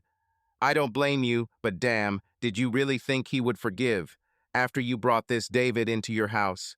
I didn't think so. Abby looked down, her fingers fiddling with the hem of her uniform. Linda, I know I ruined everything, but I love him. I want him back. Return? Linda raised her eyebrows. Abby, he filed for divorce. He doesn't want to see you. And honestly, I understand him. Would you forgive if he brought a woman to your house? Abby gasped, her eyes filling with tears. She knew Linda was right, but the words cut like a knife. I don't know, she whispered. I, I just want to fix everything. For Sophia, for us. Sophia, Linda sighed, her tone softening. Listen, she's a smart girl. She can handle it. But you have to give her time. And Tom, too. Maybe you'll stop biting yourself and start living. Live? Abby smiled bitterly. Linda, my life is this stand. I lost my job, my husband, my house. Sophia barely speaks to me. How should I live? First of all, stop whining. Linda leaned closer, her voice becoming firmer. You messed up, yes, but you didn't die. Find a new job, better than this one. Talk to Sophia. And damn, get a lawyer, because Tom is not joking with this divorce. A lawyer? Abby blinked, her tears stopping. I didn't think about it. I hoped he would change his mind. Will he change his mind? Linda rolled her eyes. Abby, he told you in the cafe that it was all over. You told it yourself. It's time to wake up. Abby was silent, her fingers gripping the edge of the counter. She remembered Thomas's face in the cafe, his cold eyes, his words. The divorce papers are ready. She begged him, but he left without looking back. She called him every day, wrote messages, but he did not answer. Sophia, when they spoke, was polite, but distant, as if she was afraid to say something unnecessary. Abby knew her daughter blamed her, and that was the worst part. I don't know how to do this, she said finally, her voice barely audible. Linda, I don't know how to live without him, without them. You'll learn, Linda shrugged, but her gaze was softer. Listen, I'm not a psychologist, but you need to pull yourself together. Do you want Sophia back? Be a mother, not a victim. Do you want Tom? Prove that you have changed. Don't just cry. But Abby, I'll tell you honestly, he probably won't come back. Abby nodded, her tears flowing again, but she didn't wipe them away. She knew Linda was right, but the thought of life without Thomas, without their home, without their family was like an emptiness that nothing could fill. She blamed herself for everything. For David, for that affair 10 years ago, for allowing loneliness to push her to this. She remembered the nights when Thomas would disappear in the studio, and she would sit alone, leafing through old albums or drinking an extra glass of wine. She was looking for attention, warmth, something that would fill this emptiness. And every time she crossed the line, she told herself that it didn't mean anything. But now it meant everything. Abby, Kim's voice pulled her out of her thoughts again. The client is coming. Smile, otherwise they will think that we are organizing a funeral here. Abby nodded, wiping her tears with her sleeve. She forced herself to smile as a man in a sports uniform walked up to the counter, holding out a card. Zumba, he said, looking at her with slight curiosity. Are you new? Yes, she lied, her voice mechanical. Come on in, hall to the left. He nodded and left, and Abby looked at the screen, where the client list was still glowing. Her life was now like this gray, monotonous, full of small tasks that could not drown out the pain. She knew she had to find a lawyer, talk to Sophia, start over. But every time she thought about Thomas, about his eyes in the cafe, about his departure, she felt like she was drowning. She blamed herself, but did not know how to stop this fall. The day dragged on, clients came and went, and Abby worked automatically, smiling when necessary and hiding her tears in the back room. She knew she had to fight, but she didn't have the strength. Thomas was lost, and she didn't know how to get him or herself back. Thomas Reynolds stood in the center of his former living room, where the echo of footsteps on the wooden floor sounded unusually loud. The house in suburban Atlanta, once filled with Sophia's laughter and the smell of Abby's morning coffee, was now empty. The walls were painted a neutral white, the furniture had been moved out, the curtains had been taken down. The sale went faster than he expected. A young couple with a baby was already planning a kitchen remodel. Thomas signed the final paperwork yesterday, splitting the proceeds with Abby once the mortgage is paid off. His share of the sale of the workshop, $3.5 million, lay in a separate account, protected as premarital property. The divorce was moving forward. A petition was filed, mediation was scheduled for next week, but Thomas saw no way back. Abby called, wrote, begged to meet, but he was silent. Sophia, his daughter, knew the truth and, despite the tears, supported him, which gave him strength. Today, he moved into a new loft in downtown Atlanta, the first step toward a life he's determined to rebuild. The midtown loft, in an old warehouse with brick walls and floor-to-ceiling windows, was airy and raw, like a blank slate. Thomas entered carrying a box of books, a coffee maker, and a couple of mugs, his modest luggage. The floorboards creaked, and the light from the windows flooded the bare walls, emphasizing the emptiness. He put the box on the floor, opened the window, and the noise of the city car horns, snatches of conversation, the distant clang of a tram rushed inside. This place was his, without traces of the past, without Abby. Thomas took a deep breath, feeling the tension that had been holding him for weeks begin to release. "Hey, architect, is this your castle now?" The voice of Lucas Morgan, his best friend, came from the corridor. Lucas, wearing a faded denim jacket and carrying a bag from the snack bar, walked in, looking around the loft. "Dude, it's like something out of a movie about the end of the world. Where is the furniture? Where is life?" "It will be soon," Thomas chuckled, taking the bag of burgers that Lucas held out. "Just moved in. And I'm not an architect, you know. Engineer." "Who cares?" Lucas plopped down on the floor, leaning against the wall, and took out a burger. "The main thing is that you are now a city guy. Look, don't start wearing skinny jeans and riding a scooter." "You can't wait," Thomas smiled, sitting down next to him. He unwrapped the burger, feeling the smell of grilled meat whet an appetite that hadn't been there for days. "Honestly, Lucas, I like this place. Empty, but clean. It's like starting from scratch." "From scratch," Lucas nodded, chewing. "After all the crap with Abby, this is what we need." "But Tom, tell me honestly, how are you? Have you gone crazy from these boxes and stains yet?" Thomas thought as he took a bite of his burger. The taste was simple, earthy, and somehow calming. The week was like an obstacle course, packing things, calling the realtor, talking with Sophia. But every step selling the house, moving, not responding to Abby's messages made him a little freer. "It hurts," he admitted, looking at the brick wall. "But I don't want to go back. I can't. She destroyed everything we had. I can't forget it." "And don't." Lucas looked at him, his tone becoming more serious. "Listen, I went through a divorce. I know how it is. My ex left me only debts and a crappy couch. But you, Tom, you are strong. This loft is your new start. So what's next? Are you planning to take the girls here or what?" "Very funny." Thomas rolled his eyes, but the corners of his lips twitched. "No girls. I signed up for a ceramics course. They start next week." "Ceramics?" Lucas froze, burger in hand, his eyebrows raised. "Where are the vases made?" "Dude, you're definitely in a midlife crisis. What's next? Yoga? Veganism?" "Fuck you," Thomas laughed, feeling how laughter relieved the tension. "I tried it in college, and I liked it. There just wasn't time. Now there is. I want to do something with my hands, not for money, but for myself. Well, Potter, Lucas raised the burger as if for toast. For your vases. But if you start selling them on Etsy, I'll turn you into the police. Agreed, Thomas chuckled, taking another bite. He looked at the loft, imagining how he would furnish it. A simple sofa, a desk, a shelf for books.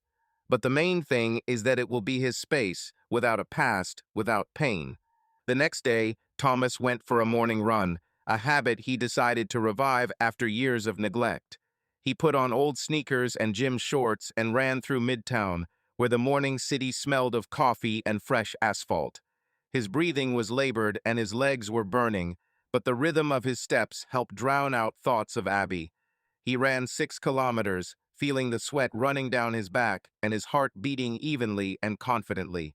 It was his body, his choice, his life. Hey, Reynolds, are you aiming for the Olympics? The voice of Ray Clark, his partner in the workshop, was heard in the office where Thomas entered later to sign the final papers on the deal. Ray, with his balding crown and perpetual mug of coffee, sat at a table littered with drawings. Not to the Olympics, Thomas smiled, wiping sweat from his forehead. I'm just trying not to fall apart. Running helps. Does it help? Ray squinted, taking a sip of coffee. You look like you've been run over by a truck. But you know it suits you. Better than sitting and whining. Thank you for your support, Thomas chuckled, sitting down opposite. Listen, Ray, I moved. Loft in Midtown. The house has been sold, divorce is in process. Trying to, well, start over.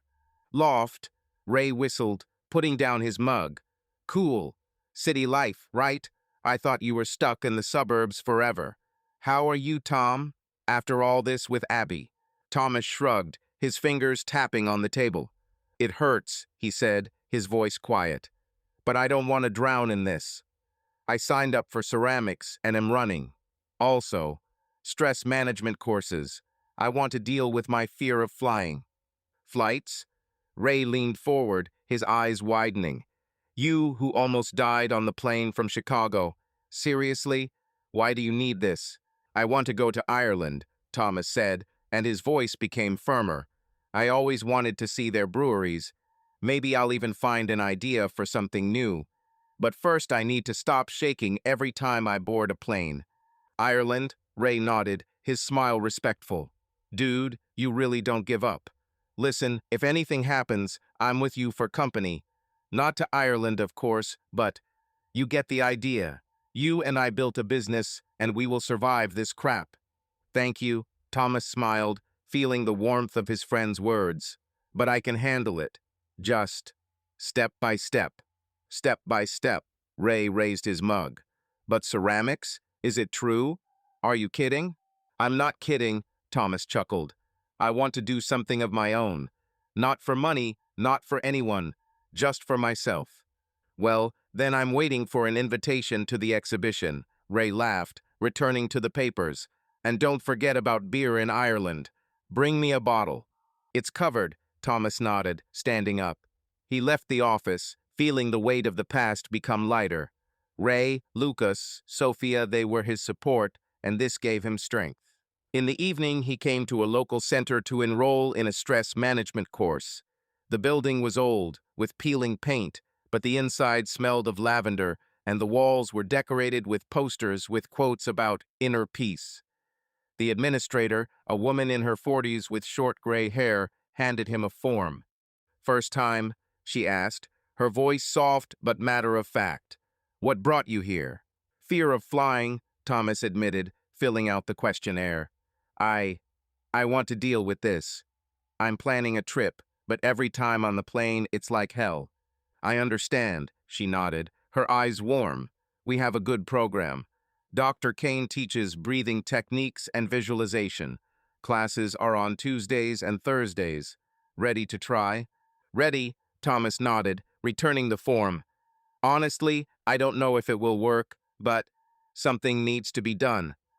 It will work if you try, she smiled, handing him the schedule. Mr. Reynolds, you are already here. This is halfway. Thank you, he said, taking the piece of paper. He went out onto the street, where the evening Atlanta sparkled with the lights of skyscrapers. He thought about Ireland green hills, pubs, the smell of malt. It was a dream, but now it seemed closer. Ceramics, running, courses, these were his steps, his way to prove to himself that he could live without Abby, without pain. Hey, Potter. Lucas leaned out of his pickup truck parked at the curb. Are you already making vases, or are you still running around like a maniac? Both, Thomas chuckled as he approached. Would you like some coffee? There's a diner nearby, but I only have a mattress at home right now. Coffee? Lucas grinned as he opened the door. Dude, you're a city guy now. Give me something cooler. Let's go to the bar. Tell me how your Ireland is. A bar is a bar, Thomas laughed, getting into the pickup truck. 2 years passed in a blur, but for Abby Reynolds, every day was a painful reminder of what she had lost. Her daughter Sophia's graduation took place in a suburban Atlanta high school auditorium decorated with blue and gold ribbons, flowers, and balloons. The hall was buzzing with the laughter of parents, the whispers of graduates in robes, and the clicks of cameras. Abby sat in the fifth row, her dark hair neatly styled and her simple blue dress hiding the weariness her makeup couldn't disguise. She worked as a manager in a small travel agency, having risen from a gym administrator, but her life remained gray. Lonely evenings in a rented apartment, rare calls from Sophia, and endless memories of Thomas. Today, looking at her daughter beaming on stage as she received her diploma, Abby felt pride mixed with pain. She knew that Thomas was here too, and this thought squeezed her heart. Sophia, now 18, with her curls styled in an elegant updo, smiled as she accepted congratulations from her teachers. She entered Yale, as she had dreamed, and Thomas, true to his word, paid for her tuition. Abby saw her daughter grow up strong, confident, but still vulnerable when it came to divorce. Their relationship improved, but Sophia never spoke about the night Abby destroyed their family. Abby blamed herself, but she learned to hide the pain behind a smile, especially for the sake of her daughter. Abby, you look great. The voice of Linda, her friend, was heard nearby. Linda, in a bright red dress, held a glass of champagne, her eyes sparkling. Sophia is just a star.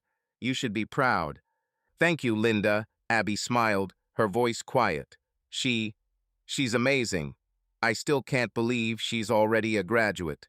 Yeah, Linda nodded, taking a sip of champagne. Time flies. Listen, have you seen Tom? He's here somewhere, with some woman. Sophia mentioned that he is now with the artist.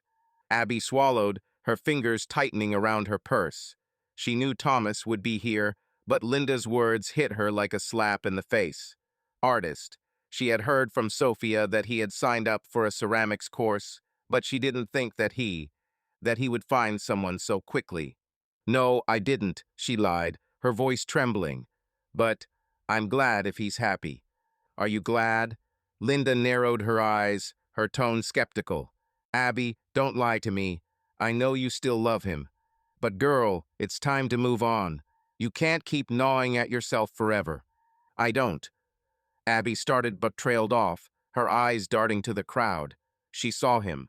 Thomas stood near the stage, talking to Sophia and her friend. He was fit, wearing a dark blue jacket, with light gray hair at the temples, which made him even more attractive.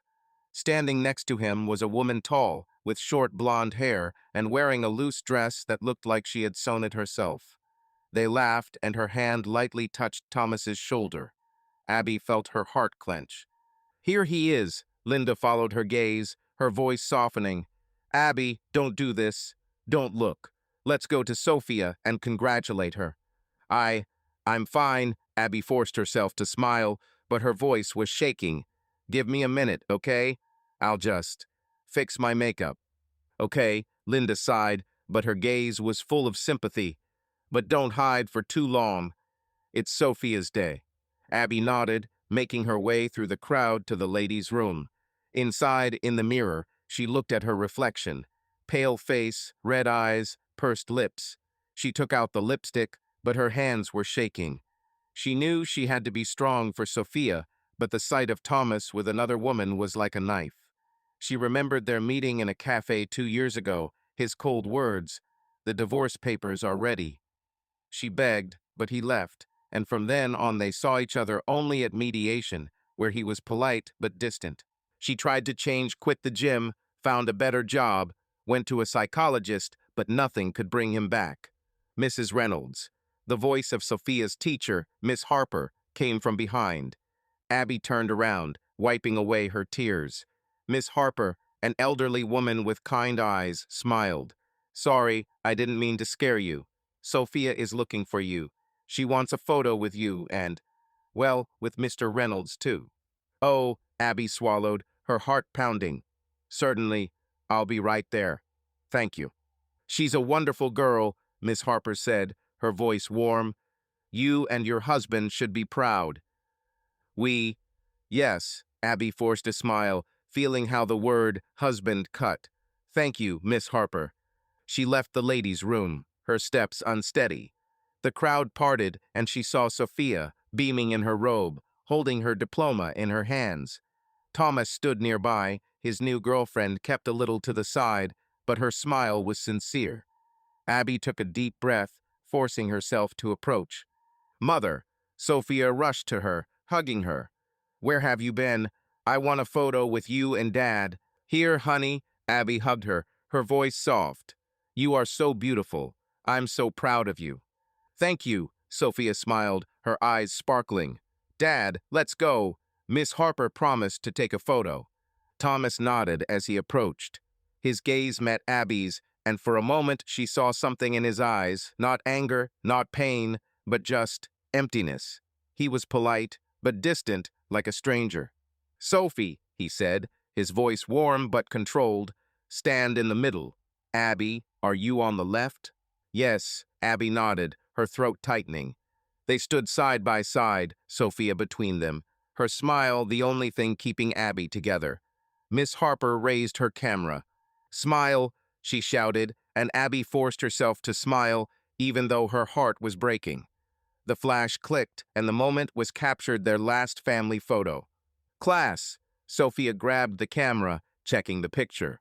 "Dad, your friend should be in the photo too. Sarah, are you coming?" "Oh, I don't want to be in the way," Sarah said, her voice soft with a slight southern accent. She stepped forward, her blonde hair glistening in the lamplight.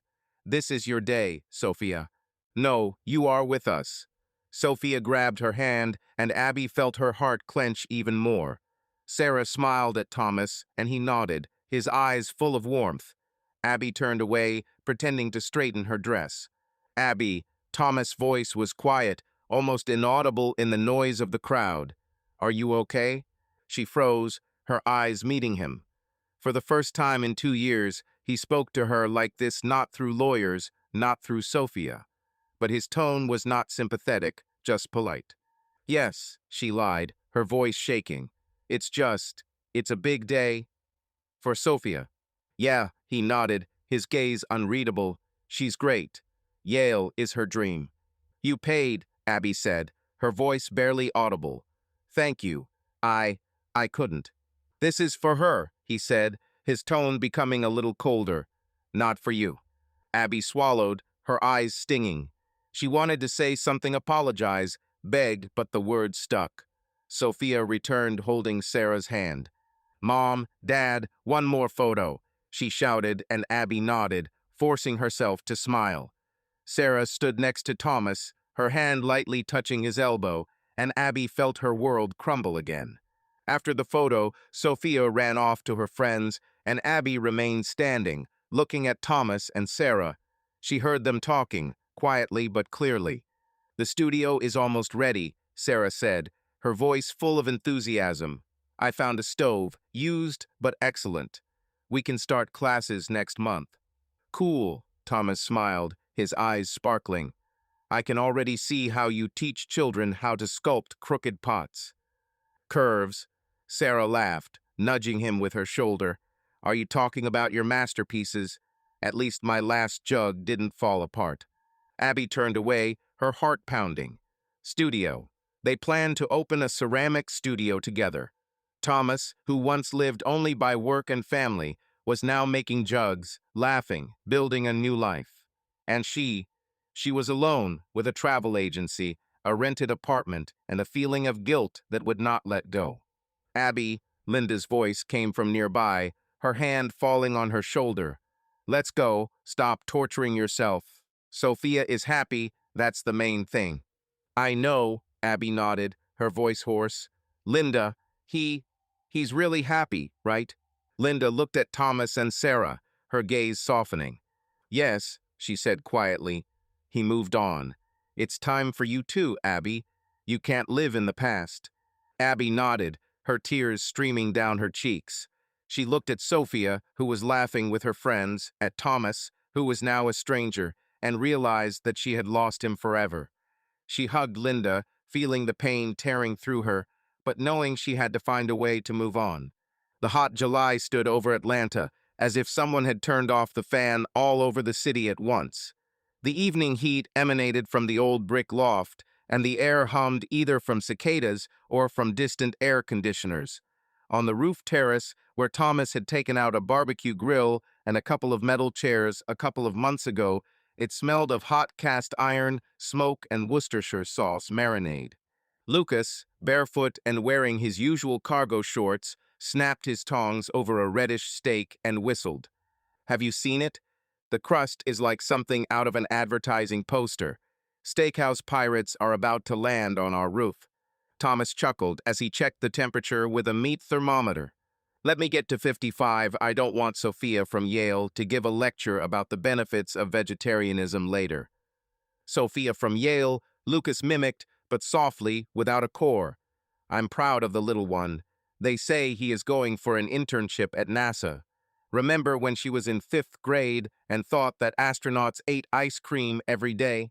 She still thinks so, Thomas chuckled. Yesterday I said, Dad, the main advantage of orbit is no fried beets in the dining room. To the right, on a tin table, a portable speaker flickered. Something blues could be heard quietly coming from it, vibrating like warm air over the asphalt. A bottle of Irish stout lay dormant nearby. Thomas had brought the box back from a trip, the same one where he risked flying after taking courses on fear management. He lightly ran his palm over the bottle, feeling the condensation forming. Do you think Betsy's will ever open a bar? Or was it a phantom idea at 3 in the morning? Lucas flicked the handle of the grill, knocking out the sparks. If you hadn't taken care of the vases, we would have already painted the sign. But old man, your studio feeds the soul, which means I'll wait with my beer tap for now. Although, he stretched out his hand and picked up a nearby steak with tongs. With this kind of meat, we have a chance to open the best steak bar in the city. Can you imagine? Vases and whiskey, fresh ceramics, steaks on the grill, IPA from home barrels, and handmade plates to boot, Thomas said. No one can steal them, they are too heavy. They laughed. The laughter bounced off the brick parapets and went down into the summer roar of the city. Thomas found himself laughing more than he had in years. Not a gentle, nervous laugh, but a loud, deep laugh that filled your entire stomach. Behind him, on a wooden tub of rosemary, Lucas' phone vibrated. He glanced at the display and put it down. An old friend. Then I'll call you back. He glanced sideways at Thomas. Won't Sarah come, or did you cancel today's date? Not a date, Thomas wiped his hands with a towel. We just wanted to paint new shelves in the studio together, but her master class took too long. We'll come by later to pick up a jug for the exhibition. Lucas raised an eyebrow. Unnoticed, you went from no girls to painting shelves together. 2 years ago, you shouted that at most you were ready to have a cactus. By the way, the cactus died, Thomas admitted. I didn't water it all February. But now you have a whole jungle of clay and glaze. Sometimes I walk in and think that I'm in a mausoleum of ancient jugs. Thomas turned to the grill. The flames grew brighter as the grease dripped, and in the firelight, Lucas's face looked tired but content. Thomas handed his friend an open bottle of stout. Because you dragged me to bars during the first months when I couldn't sleep. Lucas clinked his bottle on the edge of the grill. Because you don't destroy kitchens with a baseball bat anymore. And for keeping that bat in the trunk of Betsy, Thomas winked. Maybe it will come in handy. Don't promise, Lucas muttered, taking a sip. Silence fell between them again. A warm wind blew from the south, stirring sparse clouds. Downstairs in the parking lot, the alarms clicked someone had arrived late and two doors slammed. Thomas put a well-done medium rare steak onto a warm plate and covered it with foil. "Will you let the meat rest?" Lucas clarified. 5 minutes, as the chef from YouTube taught. Thomas nodded. "In the meantime, I'll get the corn." He went into the loft for a minute and returned with a foil packet of cobs coated in chili oil. Lucas, meanwhile, laid out the paper plates and poured the stout into the ceramic mugs that Thomas had fired the previous week. "Listen, does Sarah like my dishes?" Thomas asked casually. Lucas touched the heavy mug. "She praised the lid of your tajin yesterday. She said that she had never seen such a white one. Man, she's excited about the idea of a joint line. He is thinking about establishing sales of eco-friendly packaging through the Latin American market. Her brain is on fire." Thomas nodded, but the smile came out somewhat uncertain. Lucas noted, "Do you doubt it again? You deserve to be happy, Tom. That's it, period. 2 years of therapy, courses, studio, running. Stop waiting for a catch." "I know," Thomas drawled. "Sometimes I feel like I wake up and wait for Sophia to forget her keys and for Abby to ask for her wallet. Then I remember that there is no other home, there is no other reality, and still." He made a circle with his hand, describing the emptiness of the night sky. "I can't quite believe it." "This is normal." Lucas poked the steak with a knife, checking the juice. "But you are moving forward. Sophia comes here after the session, not to her mother. Sarah, by the way, stayed even after you called her test pitcher crooked like my first pancake." Thomas snorted. He really was crooked. "It doesn't matter," she burst out laughing. "So relax." Lucas sighed, looking at the fire. "Sometimes I'm jealous. You melted the pain into something tangible. And I'm still with the keys to Betsy's, turning around at the service station, and I don't know when I'll decide to open the bar." Thomas looked up. "So open it. Money is not a problem. My share of the workshop is still there. I promised, remember?" Lucas shook his head. "Not about money. It should click inside. For now, I'm happier helping you." "It will click," Thomas said confidently. "I went through this." Suddenly, from below, from the opening of the fire escape, came a familiar female laugh. Thomas turned around. Sarah came out onto the landing with a canvas bag slung over her shoulder. Blonde hair stuck to the back of her head. She walked up. She waved. "Ugh, it's hot like a Majolica oven. I hope the steaks aren't charcoal yet." "Right now," Lucas rose to meet her. "But if you argue, you'll get mine, the rawest one." "Then I won't argue," Sarah answered, laughing. It took about 4 minutes to get everyone seated, open a fresh bottle of stout, and serve the food. Behind the parapet, the first street lights had already turned on. Agaric lamp caps, distant neon signs. The asphalt spirit burned, mixing with the aroma of garlic oil. "For a new life," Sarah raised her mug. "For old friendship," Lucas added. "And for free safety precautions," Thomas joked, remembering how they once forgot to turn off the grill and forced the firefighters to go up to the roof. They drank. Thomas felt a warmth spreading through his chest. Sarah turned to him. "By the way, Mr. Almost Potter, will the students arrive tomorrow? I need to know how long to keep the oven hot." "Yes, a group of 6. 3 beginners, 2 teenagers, 1 retired photographer. It seems that we will have to install an additional table." "We'll do it," Sarah nodded. "I can bring an old easel. It will be useful for stretching clay." "Is she always like this?" Lucas whispered to Thomas. "So how is that?" Sarah replied, winking. "If it's about enthusiasm, yes. A hobby must be loud. Otherwise, what is it for?" Thomas found himself simply looking at her hair, which had turned golden in the light of the lamp, at her hands, stained with whitish fireclay powder.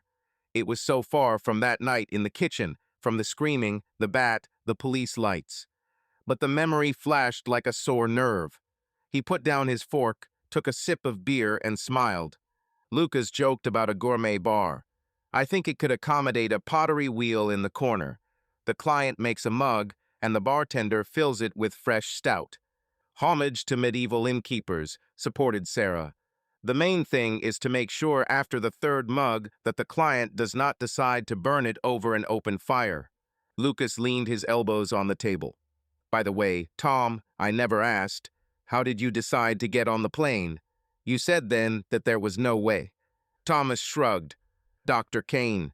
Visualization, breathing, plus a recording of a Vietnamese pilot telling jokes about chickens. Funny, but it worked. I still sweated when the gangway was closed, but there was no panic.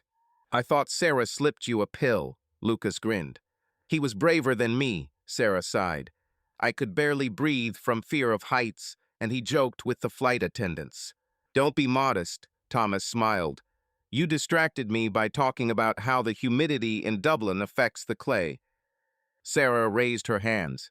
System. Fill your ear with facts until your brain has time to turn on panic mode. They laughed again. Night slowly covered the city, but it was cozy on the roof. The lamp above the table cast an orange circle of light. Fried steaks were smoking on the plates. Corn was sizzling on the grill. Lucas finished his last bite, leaned back in his chair, and exhaled loudly. Well, if someone had told me 5 years ago that Reynolds would be running a ceramic studio and drinking stout out of his own mugs, I would have sent him to a psychiatrist. Thomas twirled the knife in his fingers thoughtfully. And I wouldn't believe that I could live without the constant expectation that everything was about to break. Sometimes it still clicks. Morning, empty bed, a voice in my head, now she'll come in. And then I hear your drill behind the wall or Sarah swearing at the glaze, and I understand, this is my world. Sarah gently placed her hand on his arm, but Lucas, as if not noticing the intimacy of the moment, slammed the table. Do you know what I always wanted to ask? He wiped his mouth with a napkin and leaned over the brazier. That night when we arrived at your house. He lowered his voice, but there was no mockery or anger in it, only curiosity. Tell me honestly, did you immediately recognize whose car it was? Thomas smiled silently. Subscribe to our channel so that your love doesn't cheat on you, and go ahead and listen to the next story, because this story is nothing compared to the next one. If you're under 18, don't even think click to the next one.